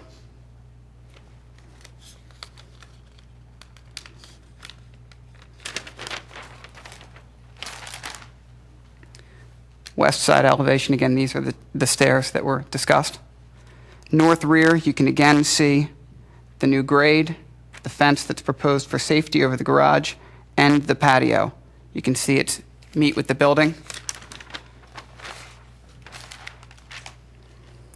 This is the actual schematic of the underground garage. You can see where the connection is made, the elevation, the door, the stairs, all shown and discussed before HARB. What I didn't see was a picture of where the windows disappear. Did I miss that? The limit of link, right on the front. There is a change in the scaling of the plan here and the coloring. It's grayed out. That's the link, and it's noted with a hash mark and a graying. So the picture we saw earlier was somebody, I guess, created their own picture, different from the plans? I'm guessing these are the plans that were submitted and discussed. They're stamped. That's fine. I mean, I have enough knowledge about these things to understand them a little bit, but not to know them in detail. But somebody showed a nice schematic where the windows and these stairs were part of the official plans. They're there. And again, it's clearly shown the limit of the link and the change in the color of the windows. Don, somebody looking at that would understand? Yes, I believe so. I mean, I look at this and I don't see how you would look at a garage, and these are construction people on our HARB, at least we have some construction people. But I look at this and I can't imagine evaluating what was evaluated without considering the attachment. And so, yes, to me, it's very clear. Mr. Curley, I said it before, it's impossible. I'm not going to use the word impossible. It's very clear to me. Let me ask a question. Yes, sir. There was some discussion that there may be consideration for removing the steps on the west side. Is that correct? Great lengthy discussion. I'm sorry, there was... Lengthy discussion. At the HARB? At the HARB about whether or not we would need to return to discuss removing those west side steps. Why would you not make a decision at the same time that you're going in for the garage demo? It doesn't make a whole lot of sense to me because you're sort of taking it piecemeal. We aren't sure we're going to remove We'll those. talk about the west side of the building by implication or action. Hold on. Wait a second. By implication, because you can see it on the drawings, or you're saying you can see it on the drawings, but yet we won't discuss anything about the west side steps. Why are you taking it on a piecemeal basis like that? Are you finished? We aren't even sure we're going to remove those west side steps. That has not been determined. That's what I want to know. Why? Why? We're trying to get our garage through. That's our main priority. So Without this garage... Your intent is to do it piecemeal. That's meaning, not... Well, that's what you just said to me, because we're focused on the garage. So what I want to know is, why haven't you made a decision on the steps so the entire structure can be evaluated by the HARB? Could I address that? You sure can. Go ahead. We went to HARB twice and discuss what we were going to do with the mansion at length.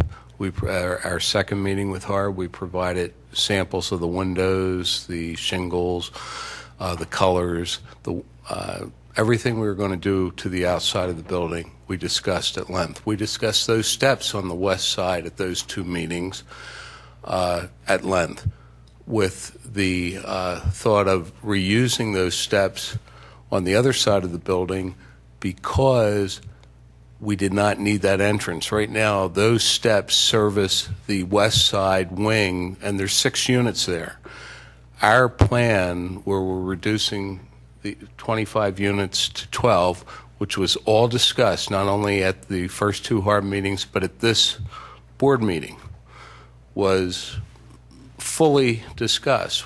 So when we went back and elected to do the underground garage, which was recommended by every Harb member that attended the commissioners meeting, and they said, please look at the underground garage. There was a lot of discussion by some members of this board about looking at the possibility of doing an underground garage.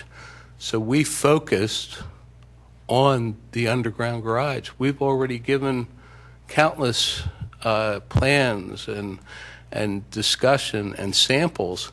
So unless the garage was the issue before Harb, that's what we understood the main issue to be, and that's why we only submitted that. I appreciate all that.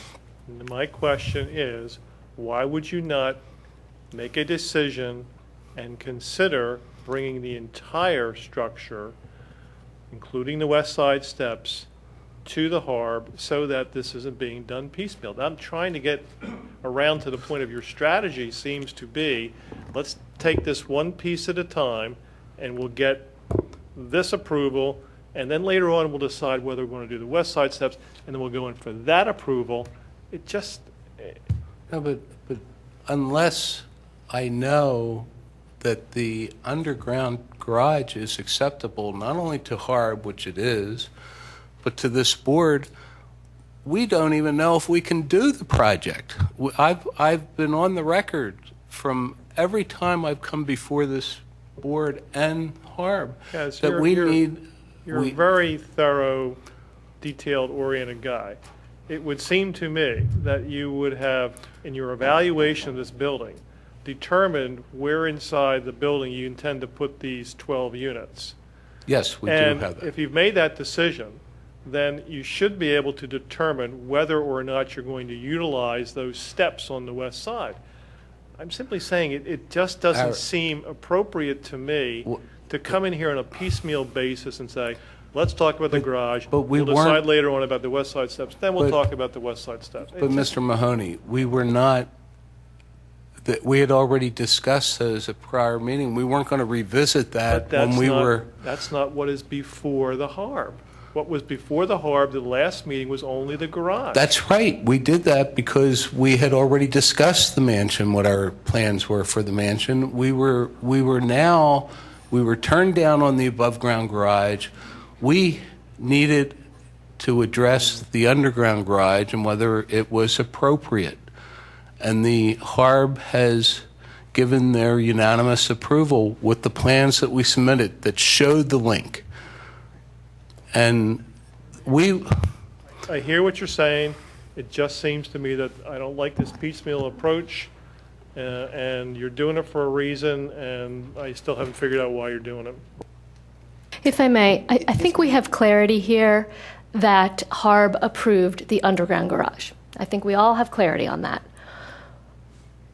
Well, I'd like to make a motion that we approve the certificate of appropriateness for the demolition of the garages, for the installation of this underground garage, contingent upon clarification that the demolition of the building is acceptable to them. Of those steps and those windows. We don't want to demolish the mansion. Exactly. The demolition of those steps and those windows that would be involved in the connection are acceptable to Harb. That would be absolutely acceptable. To the applicant. If the Harb approved it, they approved it. If they didn't, I think we have clarity that HARB approved the garage itself, of the underground garage. Perhaps we could get a written determination from the members that voted. Well, I mean, essentially that sends you back to HARB, whether you like it or not, because the only way HARB can speak is at a public meeting, correct? That's correct. So if you do what Commissioner Schaefer just identified, then for all intents and purposes, you're going back to HARB. Which We'll really go back. begs the question, why wouldn't you just go along with what John Nagel suggested, which is to simply go back to HARB, get clarification from them, come back to us at the next meeting? In all due respect, we'd rather not go through that process again. I think if the pointed question is made to HARB, did you consider this when you passed this resolution? And they say, yes, we're happy to go back and ask that pointed question. We are okay with that. That will be our fourth time before the HARB.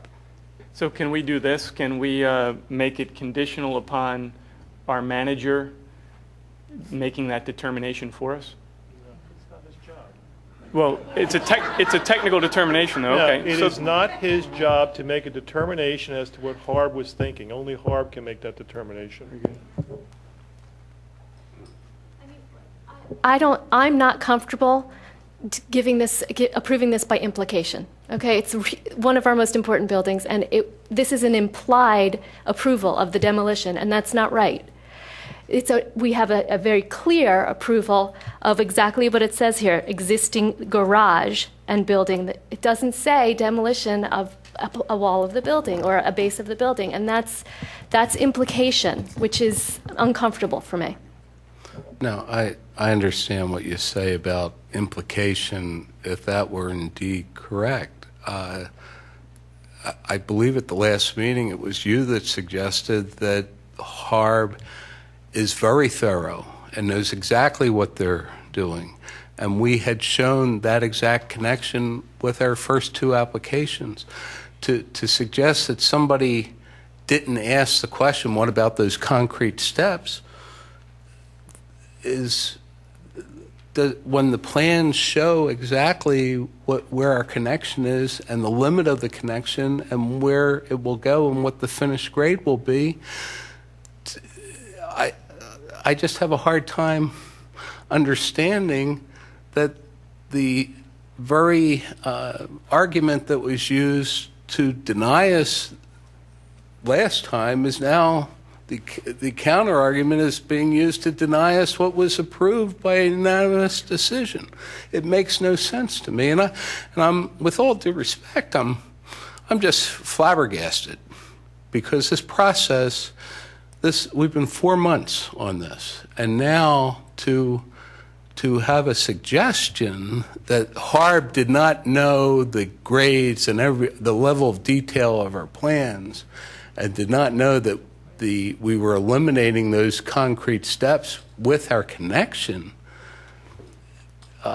just kind of is counter to everything that's been discussed at every meeting we've attended, both here and the 3 meetings at HARB. So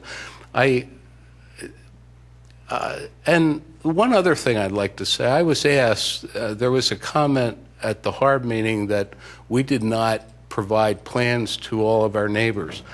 I submitted a disc to the township so that all the neighbors could get plans. I mean, we've done everything possible to answer all of our neighbors' questions. We've knocked on doors. We've gone around to meet everybody and discuss this, and to now try to deny our approval based on an intuitively obvious plan that shows where the connection is. I just would ask that everybody... I'd like to get some clarification from one of the earlier speakers who talked about what they could and could not discuss at the HARB meeting. And I'm going to throw it on Barron because I think you said you even have a tape. Hold on. I'm asking Barron something. Oh, I apologize. What I can do... I mean, there seems to be a huge difference of opinion as to what was discussed, permitted to be discussed between the neighbors and the applicant. Yeah. And I'd like to hear some more Yeah, discussion on what that. I'll do is I took some quotes at various points in the meeting, and I'll take like 20 seconds maybe to play you one so you can see it. I appreciate the fact you said it, but not impossible, because you have to realize, too, the entire plan is being shown. So, Harb knows they're not dealing with this, so just because they saw this, they thoroughly thought they were only dealing with the garage. So let me give you a few of the quotes and then play one real quick. This is one of the Harb members. Or actually, I already read that one to you. Another Harb member. The application is only concerned with the parking garage. We are not discussing the main building. Another Harb member. They are not here to talk about the main building. And then he talked about what would trigger something on the main building. Another Harb member. The application doesn't have anything to do with the main house. They would have to come back again to talk about the house. Another Harb member. There's nothing to do with the existing building. Another Harb member, after referring to the removal of steps, but we don't have any plans showing that. They would have to come back before us. Which steps? At that time, I don't know if that was Western or Eastern. Yeah, I mean, just in fairness to some of these, I believe, are out of context, because my recollection of the meeting, it went sort of back and forth between East and West at times, such that it was hard to keep track of when they were saying not talking about the building. And you tell me if this is accurate, but sometimes they were saying we're not talking about the building. It was involved when the discussion involved the western part of the building. Anytime the building, well, actually, because one is referring to mansion entrances in general at Beverly Barnes. I don't see it as part of the scope of work. It needs to be part of the scope of work. But let me just tell you what, how about if I play 20 seconds of one of them just so you can kind of get the gist. But I would strongly suggest that you watch perhaps the table and watch it, because I don't think you're going to get the same. Baron, no, that's... Okay, well, if you want to stay here for 2 hours? We were there for 2 hours. I know, and I'm saying, and that's why. Baron, I don't see a whole lot of value in that. But personally. any time the building was brought up in any context, any concept of the building, the Harb was very unanimous. This is not what the application says. We're not here to talk about the building. We're here to talk about the garage. So, and to say that just because these were here like this, grayed out, they were never, those windows, none of that was ever discussed. And to imply that it's just obvious because it's there, it wasn't obvious to the Harb, because again, they kept saying we can't talk about the building. That goes towards my point of why is this being done piecemeal? Yeah, well, and it just as on another topic, so talking about piecemeal, is Matt's already issued an opinion based upon the special exception needed for that, and I would strongly make sure that urge the township that when that's gone for, because this is a condo and it's going to require subdivision, that requires going to planning first for a sketch plan for them to comment on everything prior to going to zoning, and not let some of these things circumvent the planning commission in talking about the piecemeal approach. I don't think they're obligated to do a sketch plan. That's optional. Well, if not, John? If they're doing if it's subdivision and they have zoning, then they're obligated to give planning an opportunity to look at it. So they have to create one. Whether planning comments is a different issue. Yeah, I think there's a provision in your zoning ordinance that requires the planning commission to pass on certain types of applications that go to the zoning hearing board. 280-142B. Yeah, it's a recommendation or a review, and Matt's looking at that zoning issue on. Well, this clearly is land development, what he intends to do. Correct. Yeah. That opinion has already been rendered in writing. So. So I think it's time for us to vote. Thank you. And I think those that want to deviate from the. Mr. Curley, there's been one thing that was not addressed, and this specifically deals with this issue. So if I may, Mr. Holloway specifically addressed this issue when he discussed the change in plans, and he just recalled that discussion. The board focused in on what the change was and how this was different than the other application, the above ground. And he specifically addressed the grade and the covering of those windows because of the grade and the difference in this plan and the creation of a new grade. And that was what commenced the specific grade discussion. So again, this was discussed, and if we'd like to sit here and watch the whole meeting, we're happy to do it. But it was discussed and it was voted on. Thank you. So, Mr. Nagel, what I think we should do is there's a motion. There haven't been amendments to the motion yet.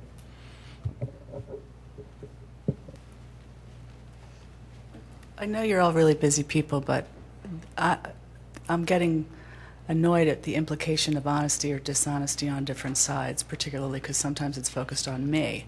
You didn't want to see the part of the film that Barron had to show but you're willing to take statements out of context but not film out of context, I have a problem with that. I know you're all busy people, but this is all out on YouTube, and it's all there, and you'll see exactly who's being straightforward and exactly who is not being straightforward, and the judgment should be left to you. Thank you.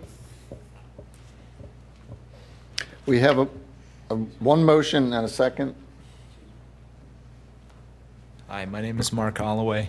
I'm a resident of 108 East Lancaster Avenue.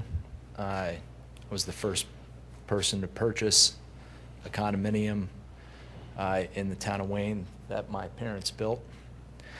And I just want to be clear, I prepared something, but at this point it doesn't even matter.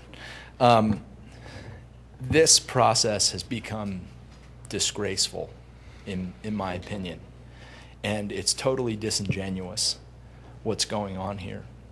And I really, as a resident of Wayne, as a taxpayer, I just want to let everyone know that I believe that there are people that live in this neighborhood that will never be happy regardless of what plan comes before this board or the HARB or the Shade Tree Commission or anyone. And that needs to be addressed because, as Mr. Curley made the point at the last Township Commission, we have to consider how the future moves forward with buildings like this and having contemporary uses. And no one seems to want to address that. What happens with this building if nothing happens with it? Well, it just falls apart. Because I hate to tell everyone, but no one's going to come in here and just fix it up the way it is. It's not cost effective. No one's going to be able to afford it, especially in this economy. So I just want to be clear that what's going on here is disingenuous. I've watched every HARB meeting. I was at the last Township meeting before you guys. And what's going on with the discussion about the grading and the windows, HARB was aware. And just to bring up the point, Ms. Schaefer, that you made, they are very meticulous. They know what they're doing. They know what they're looking at. And it was always discussed what was going to happen with those windows and the grading. Always. The part that was brought up from my interpretation of the video, of the HARB meetings, was they didn't want to discuss windows. They didn't want to discuss slate roofing. They didn't want to discuss moving stairs on another part of the building. They always knew what was happening on the east side of the building, always. And it drives me a little nuts that, my father, who has contributed greatly to this township, and no one seems to want to acknowledge that. He builds beautiful buildings. He builds great houses. He always tries to preserve property, preserve trees. And at this point, we're dealing with a faction who won't be happy no matter what happens. I mean, that's just the bottom line. And it just drives me a little nuts. There's no concession here whatsoever. I believe Susan is her name. When you guys asked her at the last Township Commission, since she seems to be the leader of this, okay? When you guys asked her at the last Township meeting, one of you asked, what would you be happy with? She couldn't even tell you. She tried to point out that there were all sorts of code violations or whatever moving forward. And you guys asked her, what would you be happy with? She couldn't even give you an answer. So here's a project that's going to take away a gravel parking lot filled with cars and dumpsters and replace it with a lawn, new trees that'll last 150 more years, and gardens. And they're not happy with it.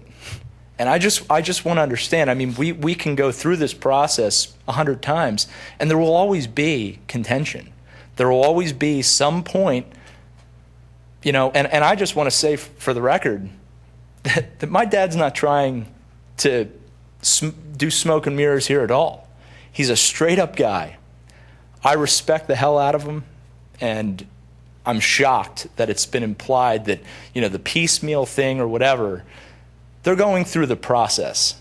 And it's a tough process, and it's one that they have been open and honest with the entire time. And the plans have been here for every meeting. So I just hope there's some acknowledgement of that, and thank you. We've had enough comments. I don't think you'll bring anything new to the discussion at this point. We have a motion originally made and seconded, which was to approve this with the condition. That's right. And do you want to amend that in any way? Does anyone want to propose an amendment, or do we want to vote on that? I just have a point of clarification from John. The statement was made that the HARB has to comment on a public meeting. We can't go back to them in some other fashion, a note from them, an email from them, a letter from the chairman signed by the three people that said, no, we understood what we were approving, or does it really have to go back to the meeting? I mean, the individual members can communicate with this board, but as a group to comment on the discussion here tonight and what they approved, they're going to have to do that in public session and then communicate as a group. I mean, individually, the individual members can communicate to this board. As I understand the motion, though, the motion would be to approve the garage portion of this with the HARB board revisiting the connection. I don't think so. No. The original motion was to approve this conditional upon all the other approvals they need. The zoning issues. That was Don's. That was seconded by Kevin. Okay. Much like we did for the first one. Okay. And then if somebody, I think that's what we should do, and that's the way I'm prepared to vote tonight. If somebody thinks we should do differently, now's the time to make a motion, as I see it. No.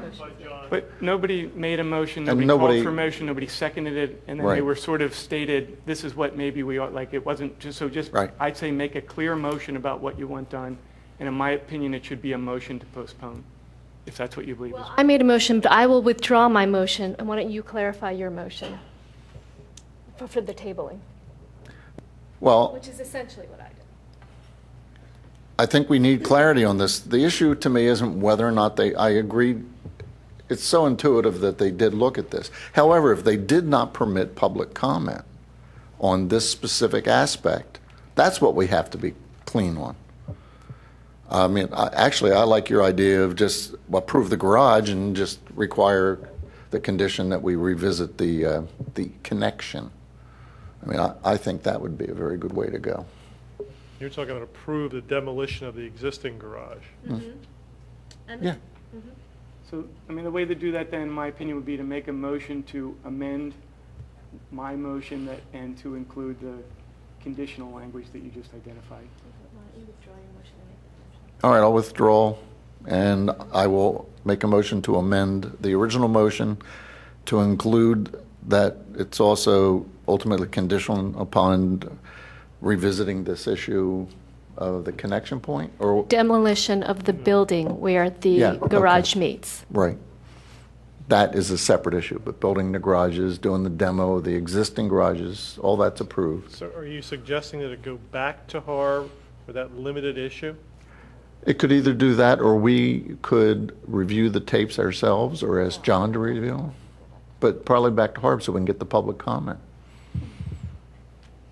And quite frankly, I don't think it's going to change HARB's mind personally. All right, I'm going to second the amendment that John made to Don's motion. But I want to say one thing about this.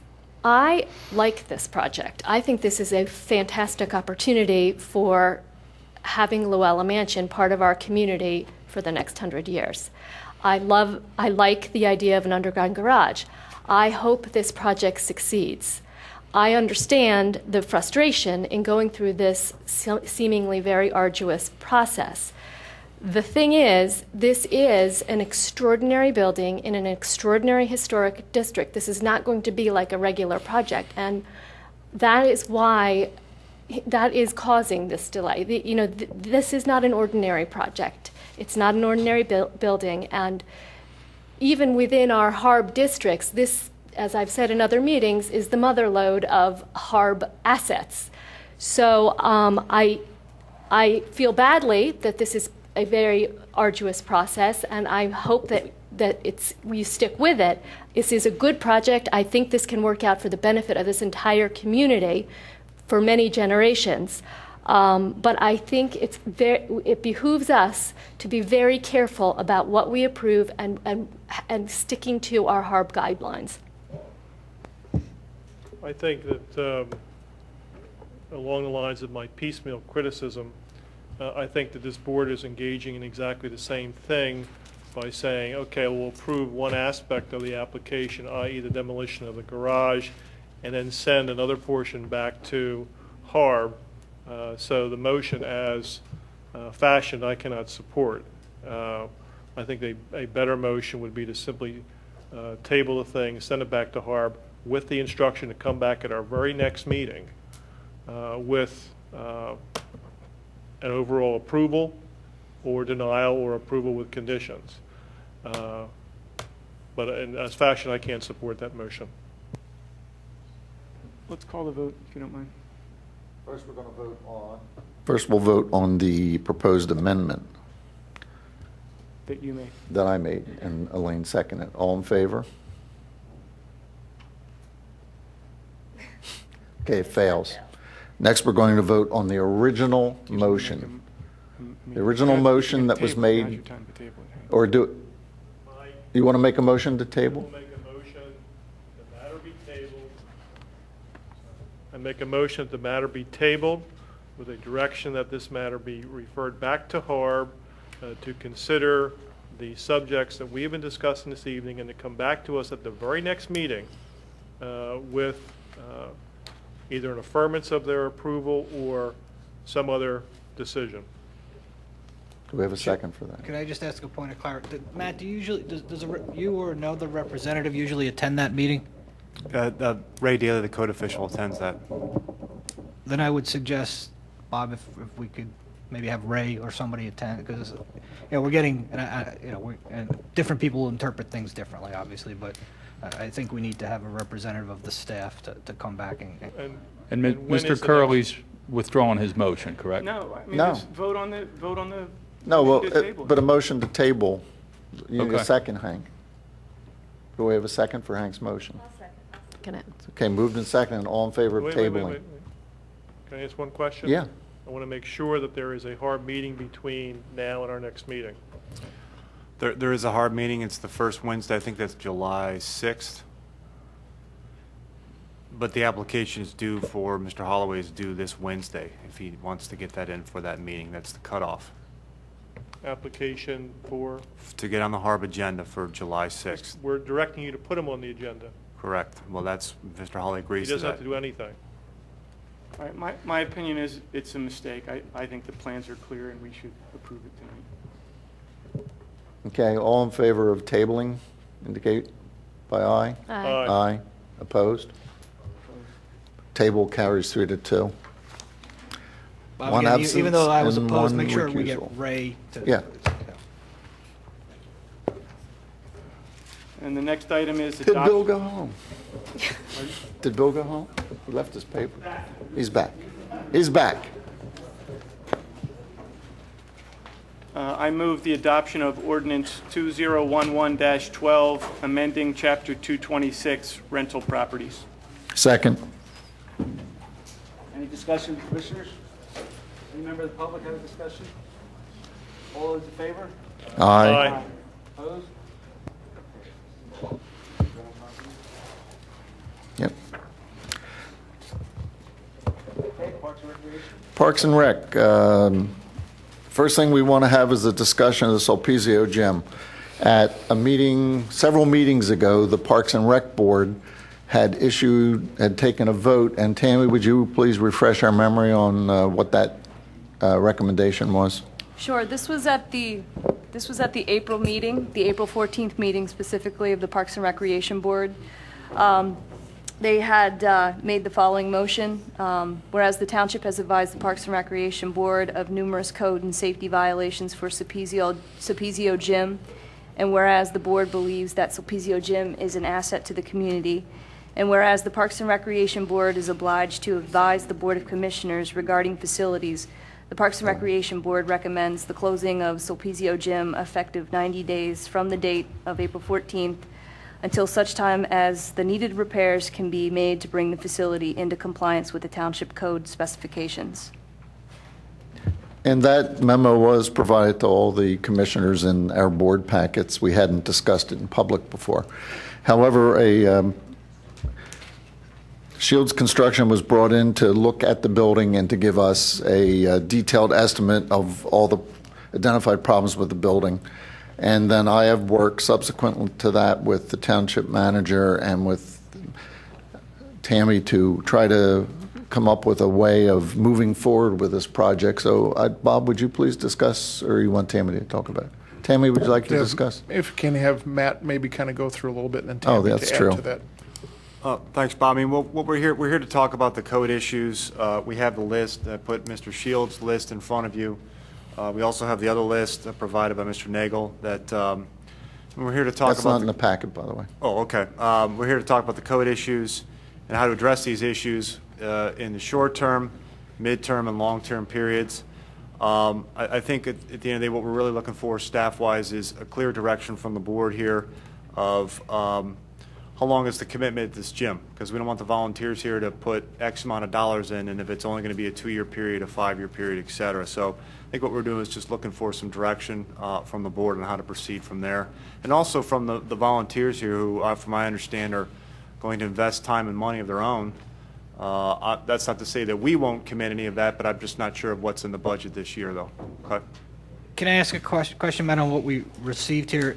Its total cost is $466,000, but what wasn't clear to me, unless it's everything, is what of these items are code violations and what of these are improvements? For example, replace water fountains. Is that a code violation or is that an improvement?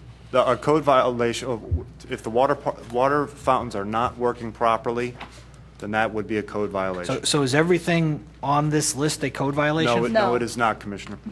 Can you, if you're not Kevin, maybe I could interject. I went through the list and based on my own judgment, ranked the things immediate, things that were potential, and you don't have that. No, let me finish. Well, my question, but you're not answering my question. I could tell. Well, wait until I say what I have to say, and Matt can speak to it. All I want to know is what of the 466,000, which ones are the ones that are code violations? And I believe we can take care of those in the neighborhood of 50,000.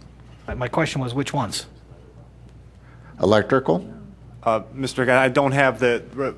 Ray Daly put together a code violation list approximately last November.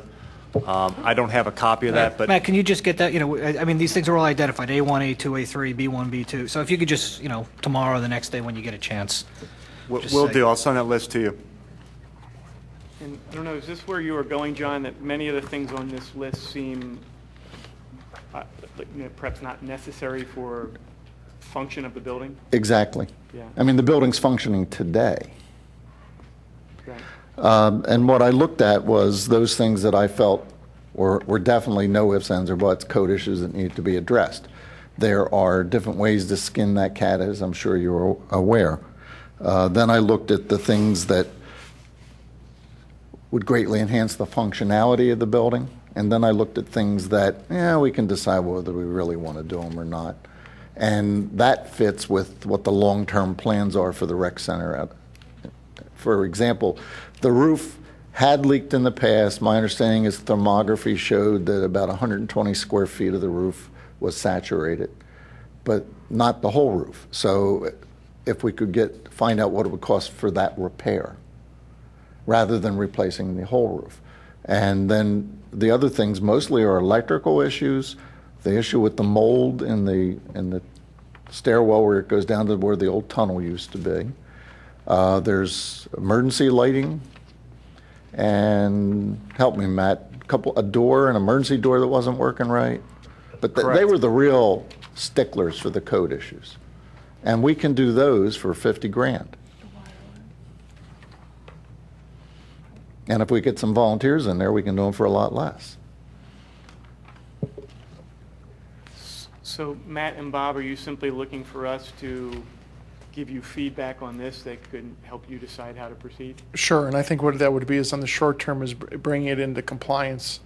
The midterm is looking at the bigger expenses. In the long term is this where we want to invest money into a facility that we don't own as a township? But I think what Commissioner Nagel's talking about is the short term to be able to bring the building into compliance. If that's the direction of the board, then what we need to do is go back and find those dollars in the budget to be able to come forward with those in a working cooperation with the volunteers who want to do a lot of the work here to make the commitment of the township's expense on that side and work alongside with the volunteers to help bring that in compliance. I noted today that in the budget that we passed, the capital budget that we passed last December, we have $30,000 earmarked for the 2012, in our 2012 capital budget. So at some point we made a decision to put some money into this building. But I'd like to speak to the notion, I mean, I think it's obvious that we should put the short-term money in and use the building now, get it up to code and continue to use it. On a more long-term basis, I really believe this building is a great asset to our community, and I would like to see us eventually, when times get better and we have more money, upgrade it and increase the use of it. It is in the perfect location, and we're never going to find a better location in this township for a community center. A community center or a recreational center is imperative to a community like Radnor. Granted, it's not a beautiful top-of-the-line building right now, but it's very functional, and we use it heavily now. Could it be used better? Could we do more activities there? Absolutely, and I would like to see us have that goal over the next 10 years to bring that up to a more functional, more heavily used building. The location is perfect, and the situation is perfect. What's not perfect is that we don't own it. But we can continue to negotiate with the owners, the school district, to come up with an agreement and a use and how we're going to pay for this all going forward. This is all one community. And the use of that building will benefit everyone in this community, the students that are in the school right next door and all the people that live in this community. We can have activities there for all ages. So it's my opinion that in the short term, we should commit to fixing the code violations, which are $50,000 or less, $30,000 of which we've already committed to spending. Continue to use it as much as we can in its current condition, but on a more long-term basis, establish a goal for coming up with a workable partnership with the school district on the maintenance cost and upgrading of that building, and make the commitment to bring that building up to what it could be for our community.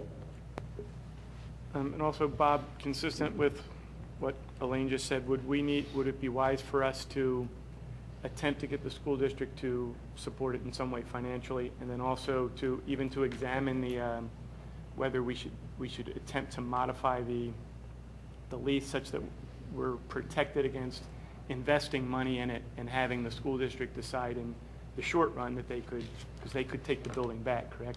Sure, we could look at that, but to take my opinion on this is you have a building that has problems with it.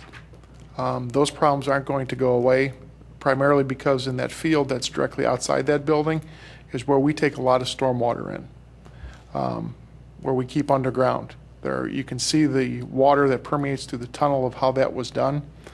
My opinion is going to be we are going to invest a lot of money into a facility that will continue to be a money draw on this building. One is it doesn't park itself very well. To the area, parking. It doesn't park itself very well because when you have school in session, you have school staff that takes primarily that main parking lot that is close to the building. So my recommendation being the short term, I agree, is take care of the code violations. But then I know there were studies done previously, but I think we look at the long term at a new facility that is more functional, that provides more opportunities, that is not going to be a continual draw on the township coffers, and especially on a building that we do not own. Matt, can I ask you a question? Is this list comprehensive? Because John mentioned mold, and I don't, maybe it's buried in painting or... It's in there for the stairwell, talks about a sump pump and a dehumidifier. All right, so it's buried under some, okay, all right, so it's under F4. Yeah, that's where the mold. What I'll do, Mr. Higgins, the next couple of days, I'll go over this list with Ray and Bill, the code officials, and highlight the exact code issues, and then I'll scan that document and get that to you. Okay? Well, we certainly have a need for a community facility. I think you will have trouble citing a new facility, and that's the biggest issue, where you're going to put it, because wherever you want to put it, nobody's going to want it there. I had a facility designed and a place for it, and 10 years ago I still have the design and everything, but I think this building is in the ideal location. It creates community in the center of Wayne. There's a lot of activity there. School is not in session a good part of the year, especially on nights and weekends when we use it, and I think we can address the parking issues. I think that we should bring this building up to snuff and then have a serious discussion about financing the continual use of this building for the long-term future and negotiate a lease with the school district to reflect that. And I think it's silly to ask them to pay for any of the maintenance or upgrade of the facility that we have complete control over under our lease and they don't get any use of. So. Well, actually, they do use it, but. I know, but the fact of the matter is that we've needed a community facility. We got it for $1, and it's been operating fine for the community, and it will continue to operate fine for the community. We just got to maintain it. But we have consensus under this board that we should move forward and take care of these code issues. Yes. All right. Mr. Chairman, if I may, then I'll ask the Finance Department then to bring forward then at the next meeting in July, Okay. The funding mechanism where those dollars would come from. And in the meantime, we may be able to get some better ideas of how much volunteer activity we can count on. And sure, that'd be great. The next item under Parks and Rec is authorization for the approval of Radnor Day Camp scholarships. Tammy, you want to give us a little quick brief on this? Yes, you should have a copy in your packets of an outline that I had prepared that basically put together an illustration of the 23 requests for scholarships for Radnor Day Camp that we had received. I had worked with the school district to review the applications, specifically with the guidance counselors. We examined 23 requests, and based on information that we had reviewed with the guidance counselors, we had made a recommendation that, with their help of course, that of the 23 requests that we received for financial aid for Radnor Day Camp, we recommended that 13 of those be a full scholarship for the full day camp program. 6 would be a partial scholarship, which would be half for the full day camp program. 2 would be partial scholarships for the half-day day camp program, and 2 would actually be denied requests. Compared to last year's amount of award that we had in total, we're very close. It was $16,000 that we had awarded in 25, based on 25 requests that we had in terms of scholarship award, and this year it would tally $16,100. Thank you. You have a motion, John? Tammy, I just have a question. Did I connect the dots correctly that we have approximately 200 people registered, and so 23 divided by 200, about 10% of the, or 21 divided by 200, about 10% of the attendees are getting some form of scholarship? Right now, our registration is at approximately, it's actually at 224 exactly, so close. And how many did you have last year? We had 231. So I would anticipate perhaps by the first day of camp we'll be right. And this is a budgeted expenditure, right? It's revenues you don't get, so it's not an expenditure. But yeah, what was the criteria that you used to evaluate this? There were a number of things that we had looked at with the school district. One was the amount of aid that they're currently receiving, perhaps for a school lunch program. There were items relevant to any special needs or special circumstances within the family or the home that the school generally is privy to, as well as just certain criteria that we had received on the application. Everybody was responsible for filling out and completing an application that disclosed different types of government subsidies that they receive, as well as their total combined family income or total income for the family. And Bob, do you have an opinion on this? Objection with this. This is a good program, I think, to offer those who need assistance to participate in this type of So program. you'd recommend that we proceed with Yes, it? that's correct. I have a motion. Okay, I move that we authorize the approval of the day camp scholarships for the 2011 summer day camp. Second. Any further commissioner comment, any public comment? All those in favor? Aye. Passes 6-0. One last thing under Parks and Rec. Tammy, you have any upcoming events you want to mention? I do. A couple of upcoming things. First of all, summer camp registrations are still available for a number of programs, so we urge people to go to the website to look at that information at www.radnor.com. We also will be opening up the Radnor Summer Concert Series this Wednesday with a concert at Cowan Park from 6:30 to 8:30 p.m. We also have our summer staff training, our annual training for the summer staff that work at the day camp and that work at the tot lot this Thursday and Friday. They're 2 full-day sessions. And we'll actually be opening the day camp and the tot lot programs on Monday, June 27th. Thank you for that. That's all for Parks and Rec, Bill. Okay, I'd like to introduce Ordinance 2011-18, amending the Code of Ordinances, Chapter 5, Administration of Government, creating a Planning Service Department and Building and Codes Department. Do I have a second? Any commissioner have any comment? Any public have any comment? Well, actually, there was one in 522, Section 1, the very first article. It includes 7 Information Technology Department as a listed, and I thought that was being eliminated. I'm not aware it's being eliminated. It's in the existing ordinance. It's in the ordinance, so, and it'll be fall under finance. Correct, correct. So, but it's still its own department? That's correct. It still will Okay. be. Any public comment? All those in favor? Aye. Introduction? Opposed? The ayes have it, 6-0. Next, I'd like to move the Resolution 2011-87, adopting the Radnor Township Organizational Chart. Can I have a second? Second. Any commissioner have any comment? Any public have any comment? All, You took a breath. I apologize, I didn't see a copy available. sorry. My name's Jim Schneller, I live in St. David's Park. Yeah. Unless they ran out. Is this simply a chart version of how the township Yeah, works? there you go, you can have this copy. Okay. All those in favor? Aye. Opposed? The ayes have it. 6-0. Next, I'm going to make a motion to appoint David Lee of Gilmore Engineering as interim township engineer at an hourly rate as reflected in the attached exhibit. Can I have a second? Second. Commissioner comment? Public comment? All those in favor? Aye. Aye. 6-0. I'd like to move to appoint Ryan Caffney to the Garrett Hill Implementation Committee. Caffrey? Caffrey. Second. Comment? Public comment? All those in favor? Aye.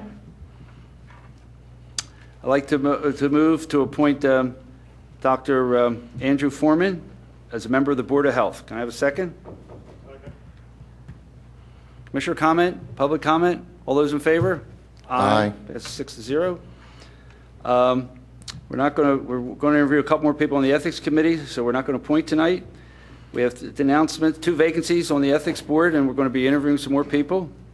Announcement of 1 vacancy on the Board of Health after that appointment. And announcement of 1 vacancy on the Citizens Communication Council. And the next item is the application for a waiver of rental fee for the police roll call room, and I'll move the approval of that. Commissioner comment? Public comment? All those in favor? Aye. Aye. Passes 6-0. Public safety, Hank.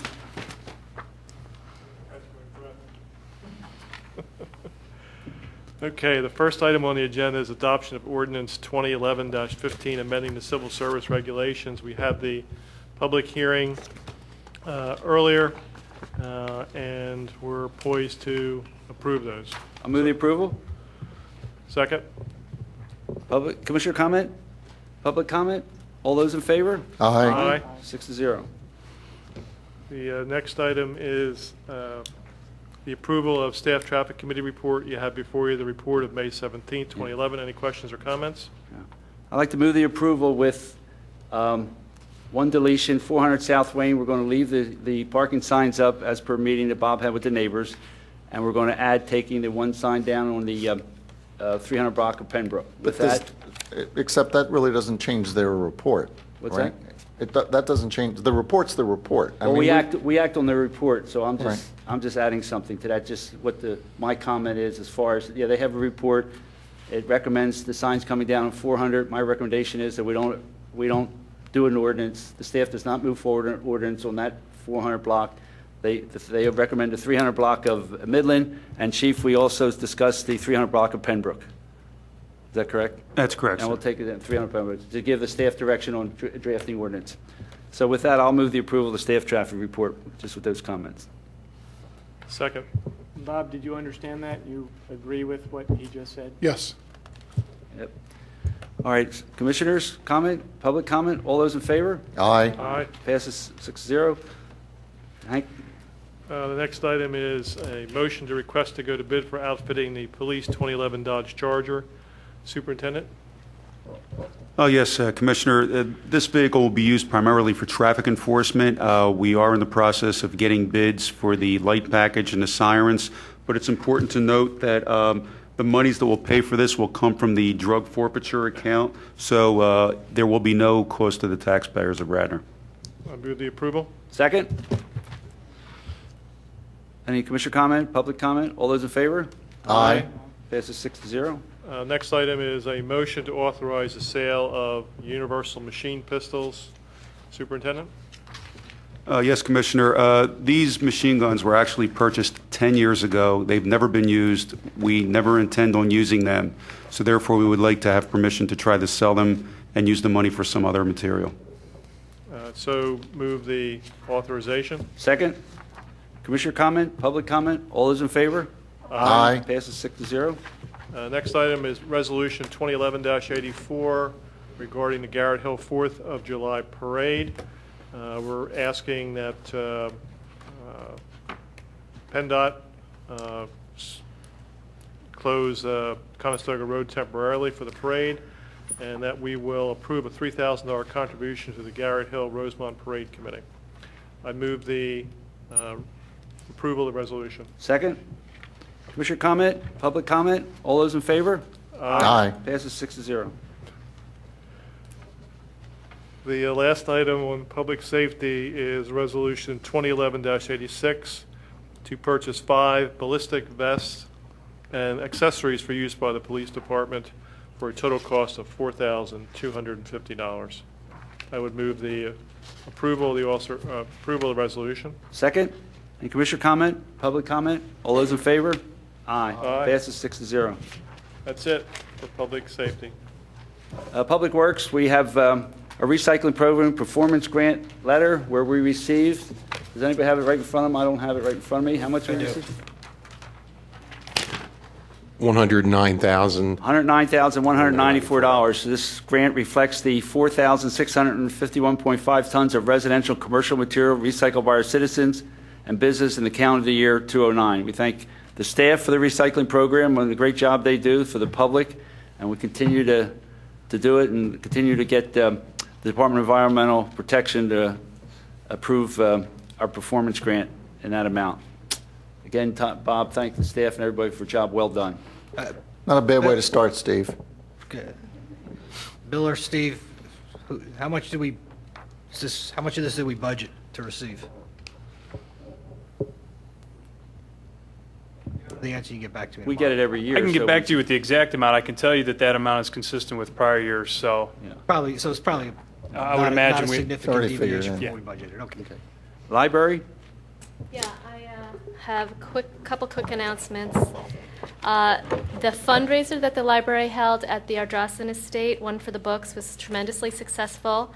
They raised about $33,000 from that event, and their Board of Trustees has decided to earmark that extra revenue towards increasing the hours back, bringing almost back to regular service, they'd had to significantly decrease their hours because of all the cuts they received from our funding and from the state funding. So for next spring and fall, they're going to go back to 60 hours. They had cut back to 55 hours a week. So that's good news for the community. As Kathy said when she came earlier, the roof is finished. The final inspection was today. And the compressors for the summer have been fixed temporarily, and we are working towards getting the bid out for the HVAC system. Thank you. Public health, nothing on public health. Old business? New business? Public participation? I'm sorry, I have one quick new business. I would like We're on to... public participation. I would like to just bring up an issue that is in my ward. The Goshen Road has been closed for about a year and a half. The scheduled date for opening of Goshen Road after straightening out the road and fixing the bridge was last August. It's now scheduled to be opened this August, so it's about a year behind schedule. It has been really a debacle at all levels, and as a result, the neighboring streets have absorbed about thousands and thousands of cars every day for an extra year, and the neighborhood has really experienced some wear and tear. The materials that they have ended up using on the retaining wall for that project have ended up being not the materials that we were shown, and we're having very, very serious negative feedback about the appearance of them. And there's also been very significant denuding of the whole area. What used to be a beautiful tree-lined, leafy country road is now completely, all the trees are gone. And the neighbors and that region of our township are very concerned about what this street is going to look like when it's finished. Our new Public Works Director is meeting with PennDOT this week to see what we can work out to make everybody happy amicably. But I would like to ask for support from my colleagues to authorize our solicitor to look into what we could do about some of these situations and what our possible remedies could be for the change in material and the wear and tear on our side streets for this project that has taken a year and a half and really significantly negatively impacted that part of our township. I'd be glad to second that because I probably get almost as many complaints as you do about it. Have we approached the state senator or the state legislators? I've talked to Adolph several times about it. John Rice, what can you do? Well, I guess my first question is who is the contractor and what was PennDOT's agreement with the contractor to deal with these issues? Contractor was Alan Myers, and I believe most of the issues were design issues that were on PennDOT's. But, I mean, usually was the detour enforced? Were there signs up? Was the detour through the side streets? I can't imagine that's what the detour was. So The detour was all on state roads, but nobody follows the detour. I mean, right. Some of them do, but most people that know the area won't follow the detour. Mm-hmm. So, I mean, I would need to look at that, and I think your state reps, your state senators, there needs to be some conversation there. So I think between Bob and I, we'll follow up in that direction also. I think you'll get quicker action by talking to your state reps than you will by us digging through and trying to find some legal basis to. Yeah, they've helped us in the past on some of the pothole issues on the state roads. Mm-hmm. So, and I'll be seeing Dalen Leach soon, so I'll ask him. I mean, do we have any quantified cost, streets?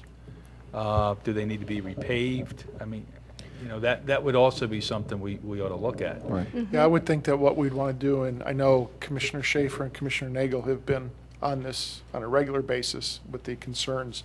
I would look at damages too, but I think that's something we're going to have to talk with Public Works Director and the engineer too to determine what those costs would be. So I'd ask that be included as part of this, is what we could go back. So why do we PennDOT need a for. motion? Why can't you just do that as?